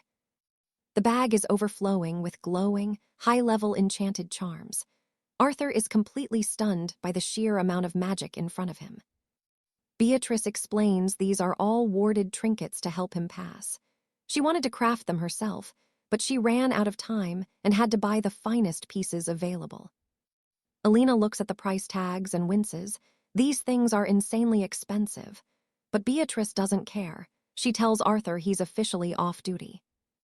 No more serving drinks until the trial is over.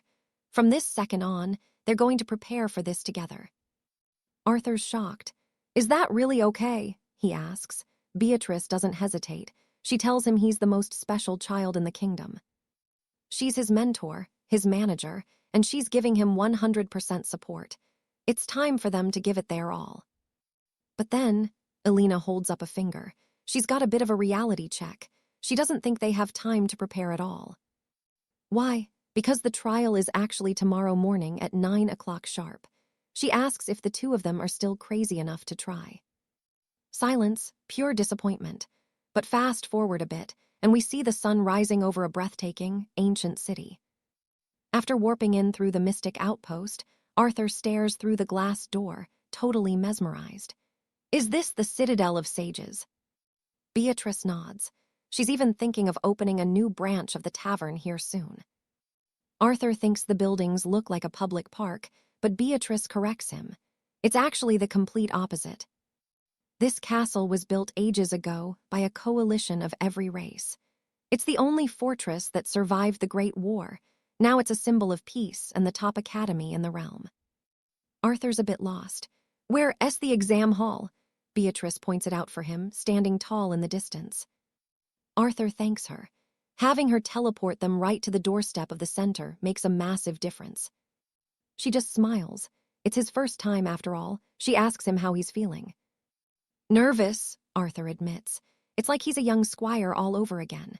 Beatrice knows that feeling all too well. She tells him to use his communication crystal after the trial so she can pick him up. Arthur agrees and starts to head out. He's only walked a few steps when Beatrice calls out his name. He turns around, feeling the weight of the moment. Don't stress, she tells him, just good luck. Arthur gives a small wave and a smile. I'll be back soon. Later that morning, Beatrice is back at the tavern, finishing up with a customer, but she seems completely distracted. Something feels off. She checks her crystal and sees a message from Alina asking if Arthur arrived safely at the hall. That's when it hits her. The trial is about to start right now. A memory of Arthur flashes through her mind and she starts to panic. Will he be okay? She told him to stay calm, but... She tries to reassure herself.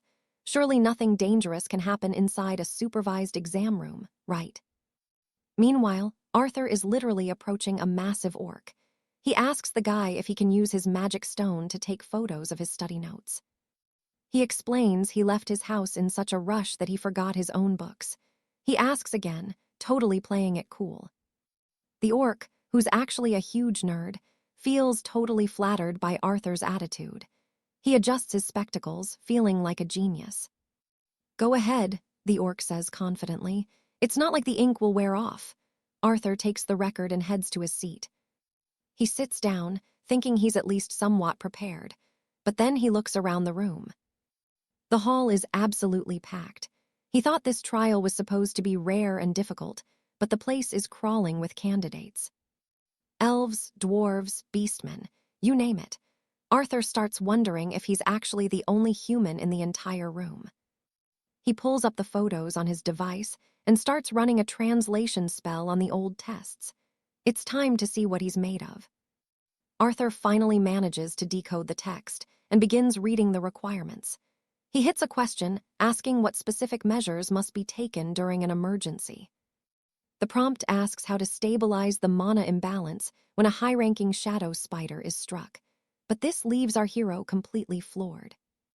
He has no clue what that creature even is, let alone how to handle its mana. It is a total disaster right out of the gate. He skips to the next one, something about arcing mana conduits. It asks if he should use rubber gloves or perform CPR on a victim.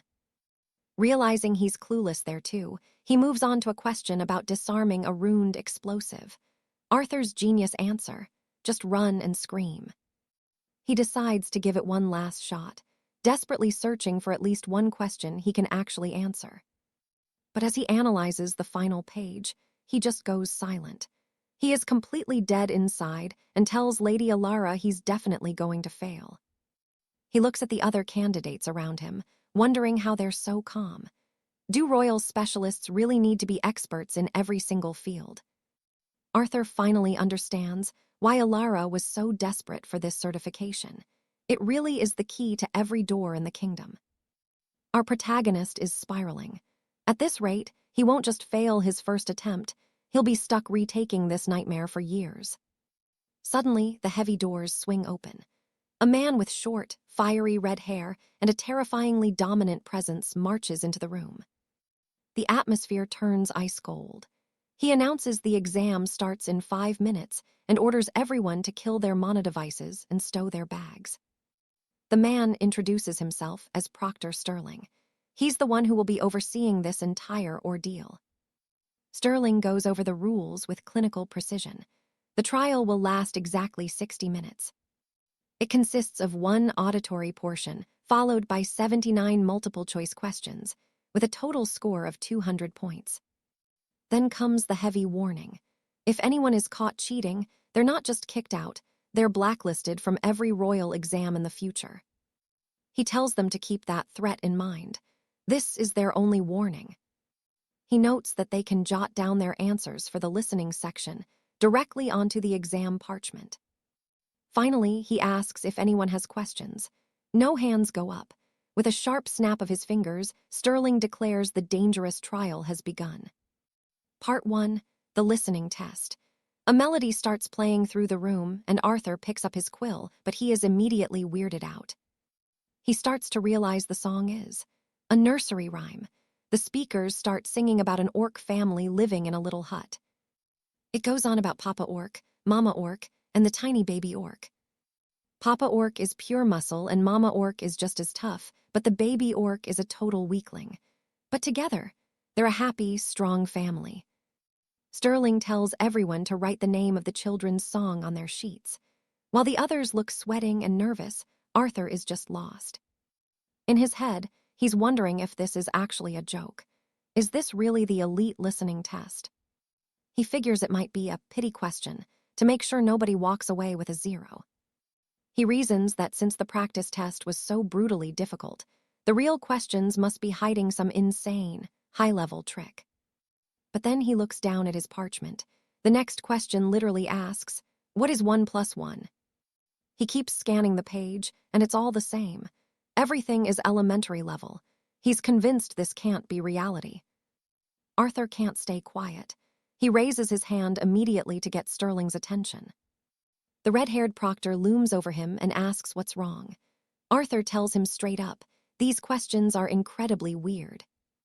He asks if the test is even correct, because no matter how he looks at it, none of this seems right for a royal exam.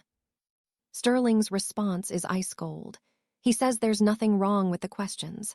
Then he adds, "If there's a problem here, kid, it's with you." He walks away, telling Arthur to shut up and focus on the exam. Our protagonist is fuming. What is wrong with that guy? And why is he acting like these toddler questions are normal?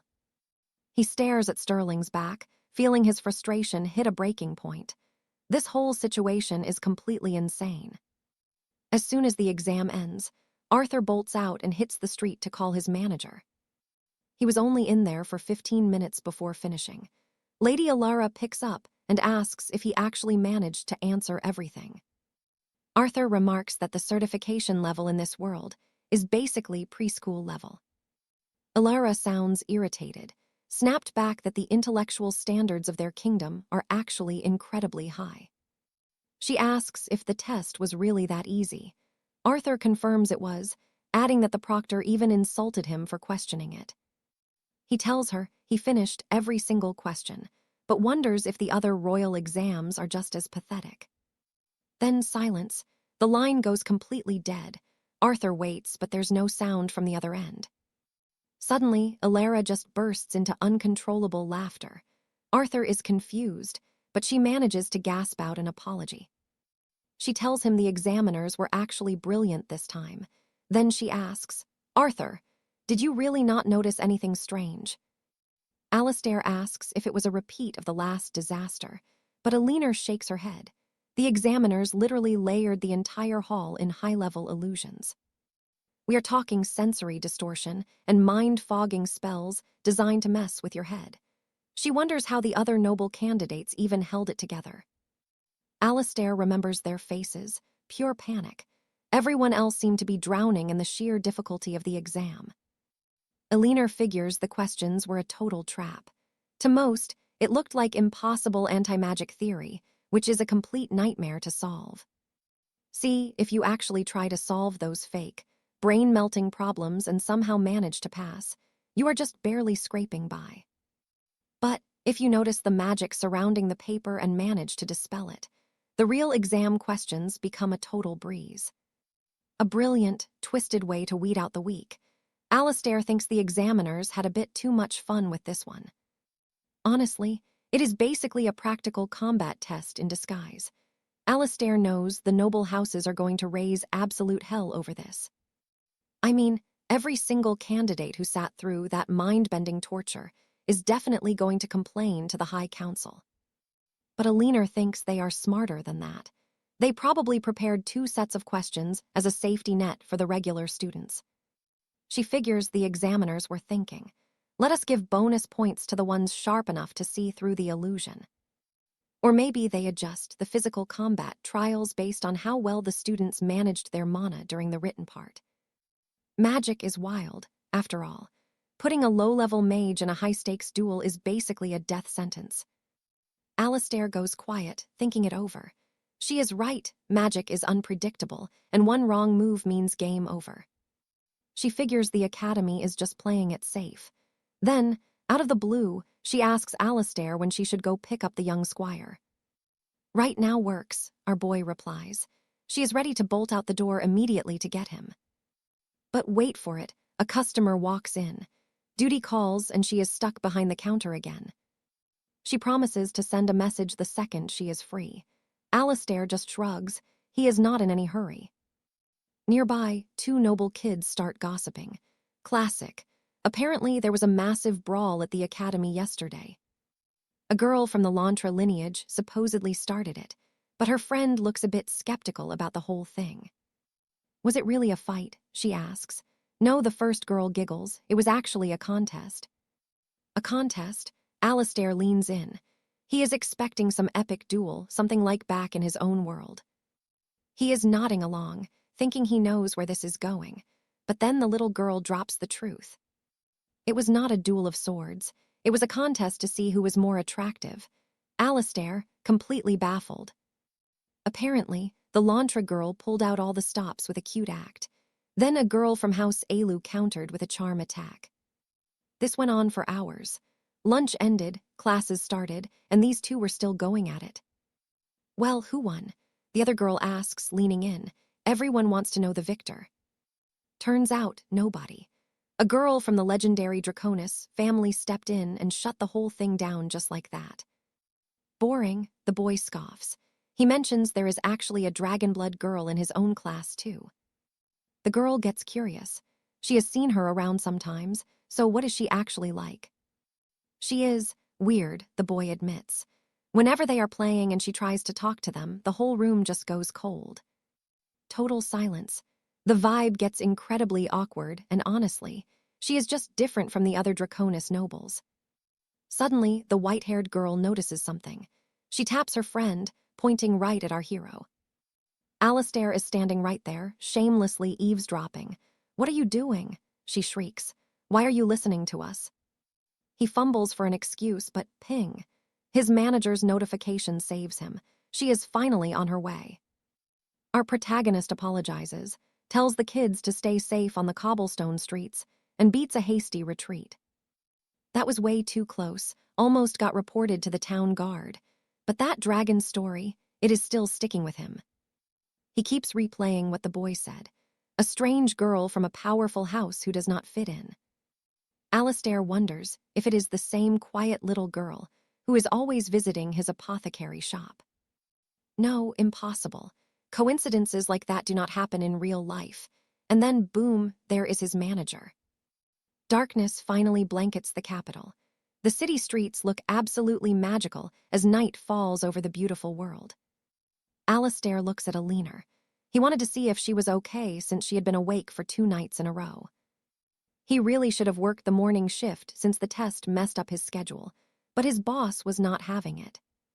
She is so strict sometimes, he mutters, walking into the shop. Stress levels rising. He pushes the door open and steps inside. And, surprise, confetti and magic sparks explode everywhere.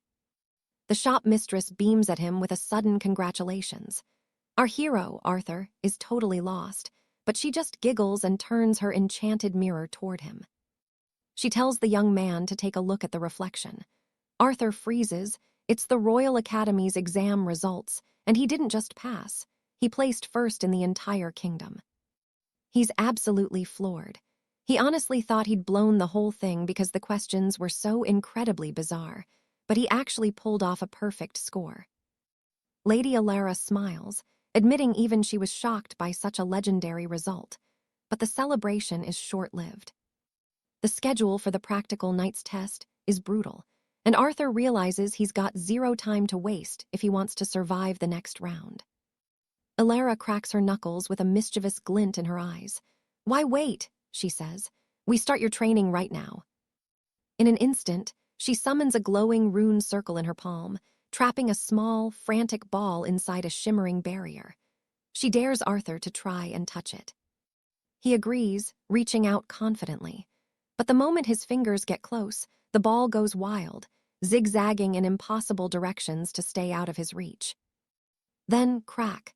The sphere shatters the very barrier holding it and escapes, leaving Arthur standing there in total confusion. The rogue ball starts ricocheting off the shop walls like a chaotic bird, smashing into everything. Alara screams at him to catch the damn thing before it wrecks the store. "Use your eyes, Arthur. Trace the path and move." He locks in, focusing every ounce of his soul on the blur of light until he sees the perfect opening. He lunges. With a desperate burst of speed, he snatches the ball right out of the air. Got it. The moment he grabs it, the sphere changes color. Arthur asks what's going on, and Alara explains that he's finally seeing its original form. She'd layered multiple complex spells on the ball just to make it act that erratic. She steps closer, her voice dropping into serious teacher mode. It's time to explain the real goal of his training. She tells her apprentice that, as she suspected, he has the rare power to dispel magical barriers. She's already got a crate of spare containers ready for when he inevitably breaks more. Arthur stares at the bouncing ball, wondering what the trick is. Alara explains this isn't just a game, it's the key to his practical exam. That ball has 3 specific types of magic woven into it. To pass, he has to be precise. He needs to kill the movement magic and the sound magic, but leave the 3rd spell completely untouched. Arthur is confused. Why does he need to be so selective? Does this really matter for the knighthood? Alara sighs. As a specialist in anti-magic, he's a walking weapon, but he can't just go around deleting every spell he sees like a blunt instrument. She explains that the world runs on magic. Look at the arcane express carriages. They use coal and oil, sure, but they're packed with enchanted components. Those magical engines control the speed and keep the whole thing from overheating and exploding. It's delicate work. If Arthur walked onto a carriage and accidentally dispelled all the magic, the entire transport system would grind to a halt instantly. We're talking massive delays, thousands of gold pieces in damage, and weeks of work to fix the enchanted core. And obviously, the kingdom would hunt down the person responsible and make them pay every single cent. Arthur pales. So, am I going to fail the test? Alara shakes her head. Not if he learns control. She reminds him of what she said before. His null gift is tied directly to his own will. If his power was just an uncontrolled vacuum, he never could have purified those dragon scales without turning them into useless dust. He has the talent, he just lacks the focus. He needs to train his mind to target only one specific thread of magic at a time. Precision over power, that's the secret. Arthur feels the pressure, but he knows he has to try if he wants to become a knight. I'll do my best, he promises. Alara grins. Perfect. She's already prepared dozens of these enchanted balls and stuffed them into a massive crate. They're hidden in the drawer right under the cigarette display. She tells him to practice every second he's not helping a customer. Arthur looks at the sheer amount of work she put into this and realizes she did all this just for him. You did all this today, he asks, touched. Alara just shrugs. She promised to be his patron and she keeps her word. Since she's not a null user herself, she can't teach him the how, but she can give him the tools to figure it out. Cheer up and get to work, Arthur. So, throughout his entire shift, our hero starts the grueling process of trying to pick apart magic. He waits for the perfect moment, his sharp eyes tracking the frantic movement of the spheres. It's exhausting, focused work. The balls start bouncing the second they're released. Arthur doesn't move. He just watches, searching for the right magical thread to pull. He sees an opening and snaps his hand forward, catching one midair. But damn it, it turns pitch black instantly. Failed, again. He killed the whole spell. Arthur tosses the blackened ball into a box already overflowing with his previous mistakes. That was his 50th attempt. 50 tries, and he's still accidentally nuking every bit of magic the ball touches. He glances at the jar. Only 3 balls left. He's running out of chances to get this right. My will controls the gift. He repeats the mistress's words like a prayer. Maybe he just needs to be more stubborn. There has to be a way to feel the difference between the spells. Suddenly, the shop door bells jingle as a customer enters. Arthur doesn't look up, only seeing a pair of perfectly tailored trousers. Welcome, he says automatically, his back still turned to the door. But then the stranger speaks, asking for his attention. Arthur freezes. He knows that voice. It's the half-wolf mercenary from the other day. Lord Fenris remarks it has been an absolute age since he last crossed paths with Julian, and the young clerk nods in agreement. The old knight admits he never expected to see the boy here again. Julian chuckles, asking how he could ever forget a legendary customer who left such a massive impression. As he tallies up the knight's supplies, he can't help but notice the man's refined presence. Been traveling to other kingdoms? Julian asks. Fenris sighs, explaining that his brothers-in-arms suggested he see the world. It was a chance to finally broaden his horizons beyond the castle walls. He saw some incredible sights, but the mountain passes were a nightmare and transport was near impossible. Because of that, he hasn't been able to visit this little village nearly as often as he wished. The man asks how Julian's been holding up, and the boy gives a small smile, saying things have been steady. But then, Julian's expression shifts as he thinks back on the chaos of the past few months. Honestly, it's a long story, Julian starts to say, but he's cut off. Suddenly, bam! A pale, trembling hand slams against the shop door, nearly taking it off the hinges. A girl stumbles in, her skin as white as a winter moon and her hair like spun frost. She's gasping for air, her face wet with tears and her voice shaking with pure, unadulterated terror. She stammers out a frantic apology, looking like she's about to collapse. "Please, the linens, where are they?" she begs. Julian is completely frozen, staring at her in total shock. He just points toward the back corner. The pale girl whispers a quick thanks and practically sprints toward the spot he indicated, leaving a trail of cold air behind her. Julian whispers to Fenris, "Is that a ghost?" The knight narrows his eyes, admitting he couldn't get a good enough look to be certain of what she actually is. "Could be a frost maiden," Fenris guesses, while Julian wonders if elemental spirits usually spend their time sobbing their hearts out in public shops like this. The girl starts wiping her eyes, but she's crying so violently that the floor begins to turn to solid ice. The frost spreads rapidly, and our protagonist starts to panic as the temperature drops. Julian shivers, asking if the room is actually freezing or if he's just losing it. Fenris explains that frost maidens leak cold air naturally, but their emotions act like fuel for the blizzard. "The deeper the sadness, the colder the storm," the knight says. "This girl clearly has a tragic tale to tell. We need to calm her down before the whole shop turns into a glacier." Julian is lost. What do I even say to her? Fenris steps forward, offering to take the lead if the boy doesn't mind a bit of help from an old traveler. "Please do," Julian replies, thanking the knight. He's relieved, but he feels bad about dragging a paying customer into his supernatural mess. Fenris just waves it off. The knight is genuinely curious about her story. Besides, he points out that sometimes it takes more than one person to untangle a knot this tight. 2 heads are better than 1. Julian watches the girl. She's absolutely devastated, and the ice is inching closer to his boots. He realizes Fenris probably has way better people skills when it comes to crying elementals. Looking at the frost maiden freezing everything in sight, Julian knows he's out of his depth. The knight has that calm, steady presence that might actually work. Julian takes a breath and approaches her first, trying to be as polite as possible. He clears his throat. "Excuse me, my lady. I don't mean to intrude, but..." He stammers a bit, saying he knows she's going through hell, but if the frost doesn't stop, it's going to ruin his livelihood.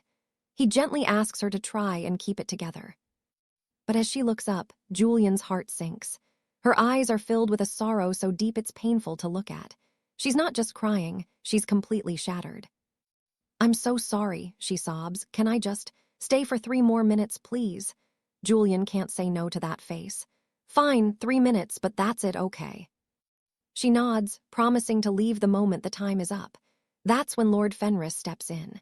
He reaches into his cloak and pulls out a fine silk handkerchief with practiced grace. He drops to one knee before her. "My lady," he says, his voice soft and respectful, "may I ask what has brought such a heavy burden to your heart this evening?" He tells her that no matter how dark the path seems, sharing the weight with another can make the walk a little easier. "Won't you tell us your story?" he asks. The girl finally gives in. She explains through her tears that her betrothed, the man she loved, was caught cheating with a common maidservant. Julian is absolutely floored by the news. Crying even harder, she explains that her man told her he was working late at the castle. She went to the theater alone, hoping to distract herself, only to see him walking out with her. It wasn't just a rumor. She saw it with her own eyes. He was throwing his life away for a coworker, and the betrayal was like a knife to her chest. Julian mumbles that this sounds like a trashy play written by a drunk bard. Fenris, keeping his focus, asks her what happened after she caught them in the act. She says they had a screaming match that lasted for hours. They were literally pulling each other's hair, but the emotional pain was so sharp she ended up being the one to run away. Apparently, the other woman was a total nightmare. She mocked the girl, claiming he was her man now and threatening to destroy her reputation if she ever showed her face again. Julian is disgusted. The poor frost maiden is shaking with rage and grief. "It's just so unfair," she cries. "How can she be so arrogant? She stole my life." She's spiraling now. Why was that woman so confident? Why did she feel entitled to take what wasn't hers? The girl's anger flares, and the air turns even more frigid. That idiot was always picking fights for no reason, and now she's taken the one thing that mattered. The temperature in the shop drops to sub-zero as her fury peaks. Fenris doesn't flinch. He tells her he won't pretend to know exactly how she feels, but he can see the truth. "You still love him, don't you?" he asks softly. He suggests she needs real closure. He asks if she'd consider going back to have one final, honest conversation with her ex and the woman who betrayed her. "No," she snaps. "Why should I have to look at them? They're the ones who wronged me." Fenris nods, acknowledging her point, but he sees the lingering pain in her eyes. He explains that regret isn't something you can just lock away in a box. If she leaves this unresolved, it will stay in her heart like a poison, haunting her every single night. "It's agonizing now, I know," the knight concludes. "But face it, settle the score in your own heart so you can move on. You deserve a future where you can smile again." Hearing his wisdom, the young woman goes quiet. She takes a deep breath and stands up, a new kind of determination replacing the sorrow in her eyes. "You're right," she whispers. "If I hide now, I'll regret it for the rest of my life. I'm done wasting my precious time on people who don't deserve it." She heads for the door, pausing for just a second. "I know we'll probably end up fighting again," she says with a small, icy smirk, "but this time, I'm not the one running away." She knows if she runs now, the regret will haunt her forever, and she's done wasting her precious time living like a coward. Reaching the massive doors, she admits they'll probably clash again and end up at each other's throats, but this time, she isn't backing down. "Look, we'll settle this like adults before we head out," she says, giving the old knight a quick nod of thanks for the moral support. 𝒍𝒐𝒓𝒆 just brushes it off, modest as ever, but his words are cut short when a sleek, crimson carriage screeches to a halt right in front of the shop. Arthur whispers, "Should I summon the town guard?" But Lady Alara shakes her head. It's too late anyway because the carriage door flies open. A voice drips with pure venom, asking our winter lady if she's desperate enough to beg other races for help, or if she's just hunting for a new man to seduce. It's Lady Beatrice, the fiery rival, and she's already laughing, mocking Alara for being as pathetic and predictable as she's always been. "Still playing the victim? How consistent," she sneers. Alara's eyes turn cold as she demands to know how Beatrice even dares to show her face here. Like, seriously, does she have zero shame? Alara's basically asking if this woman has a single ounce of conscience left in her body. But Beatrice doesn't care about ethics. "Save the lecture," she scoffs. "Love isn't a gift, it's a prize you have to win for yourself." Then comes the ultimatum. "Give up now, Alara, while I'm still feeling generous." Naturally, that's the final straw for our winter lady. Boom, the air temperature drops instantly. Frost spreads everywhere as Alara snaps, leaving Arthur standing there like, Guys, can we not do this here?" He's genuinely hoping they won't brawl in the middle of the street, but Alara is already summoning razor-sharp ice crystals. This is getting real. Arthur tries to be the voice of reason. He steps up, politely asking Beatrice to move her crimson carriage since she's blocking the entire path. "You can't really leave this here," he explains, pointing to the curb. He's just trying to de-escalate the situation, but then, well, things go south. Fast. Beatrice is not in the mood for traffic laws. She conjures a massive fireball, telling Arthur to back off unless he wants a one-way trip to the healer's sanctum. Arthur tries one last time. "Seriously, just listen." But Alara is done talking. She's encased in a swirl of frost, looking absolutely lethal. "I'd rather die than let a lunatic like you steal him," she screams, unleashing a blast of pure wintry power. She is not losing her man today. It's total war, until 𝒍𝒐𝒓𝒆 decides he's seen enough. He steps in, warning them that if they keep this up, they're only going to regret it later. And before she can even blink, thwack, a precise strike to the neck. Just like that, our furious ice queen goes limp and collapses. She's out cold. Beatrice just stands there, jaw on the floor, completely blindsided. Like, wait, who is this guy and what just happened? She's staring at 𝒍𝒐𝒓𝒆, demanding to know where this beast knight came from and why he's so fast. 𝒍𝒐𝒓𝒆 just ignores her, propping Alara against the wall. Then he turns that icy stare toward Beatrice. She panics, yelling at Arthur, "Is this old man your friend? Is he really going to interfere?" She's ranting about minding their own business, threatening to burn them both to a crisp, classic hot-headed fire mage move. "Feel the burn," she shouts, but nope. Silas moves like a shadow, knocking her out cold before she can even finish the sentence. After she hits the ground, he offers a polite apology. He explains that he was watching to see if they'd settle it, but things were getting way too dangerous. "When people start trying to kill each other, I have to step in," he says simply. It was a total no-choice situation for him. He checks on Arthur, making sure our boy is okay. Arthur's fine, sure, but he's also thinking, "Wait, is this guy really just a driver? Like, do you really need to be a grandmaster martial artist to drive a carriage?" Silas just laughs. "Of course you do," he says. "In this line of work, you gotta move fast. You get the call, you go.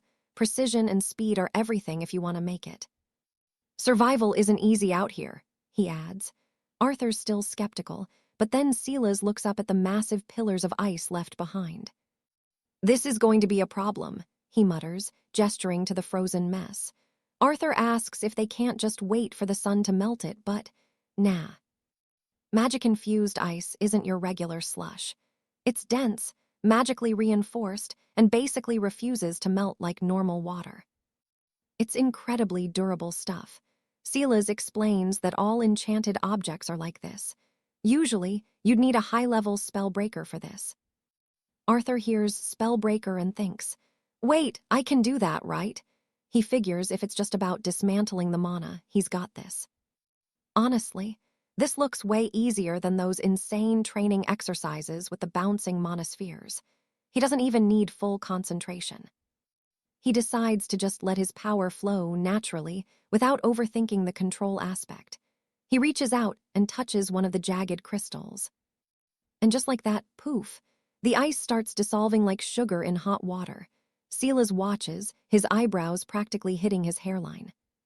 "Fascinating," the old knight murmurs. He asks if Arthur's actually a trained spellbreaker. Arthur just blushes. "Oh, just a little bit." Arthur's curious, asking if Silas can spot a spellbreaker just by looking at them. Silas nods. Turns out he has a lot of experience with them. He explains that he visits the Grand Infirmary every month, second week, like clockwork. He's seen plenty of spellbreakers there during his treatments. Apparently, there's a top-tier specialist he sees all the time. Arthur's shocked. He had no idea the local infirmary had someone that elite. "If you don't mind, could you tell me more about that person?" Arthur asks, leaning in. He's got a very specific reason for asking. Silas asks why the sudden interest. Arthur admits the truth.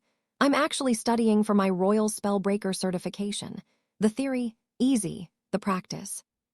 The practical exam is killing me," he sighs. He's hoping Silas's stories might hold the key to finally mastering his own power. Silas looks genuinely surprised. He looks Arthur up and down, thinking back to how easily he just dissolved that magical ice. "Still learning," Silas chuckles. "From what I just saw, I thought you were a pro." But Arthur just shakes his head. "Nah, I'm just an amateur." Arthur wonders if they can just ask the Duke for help, but Wulfric stops him.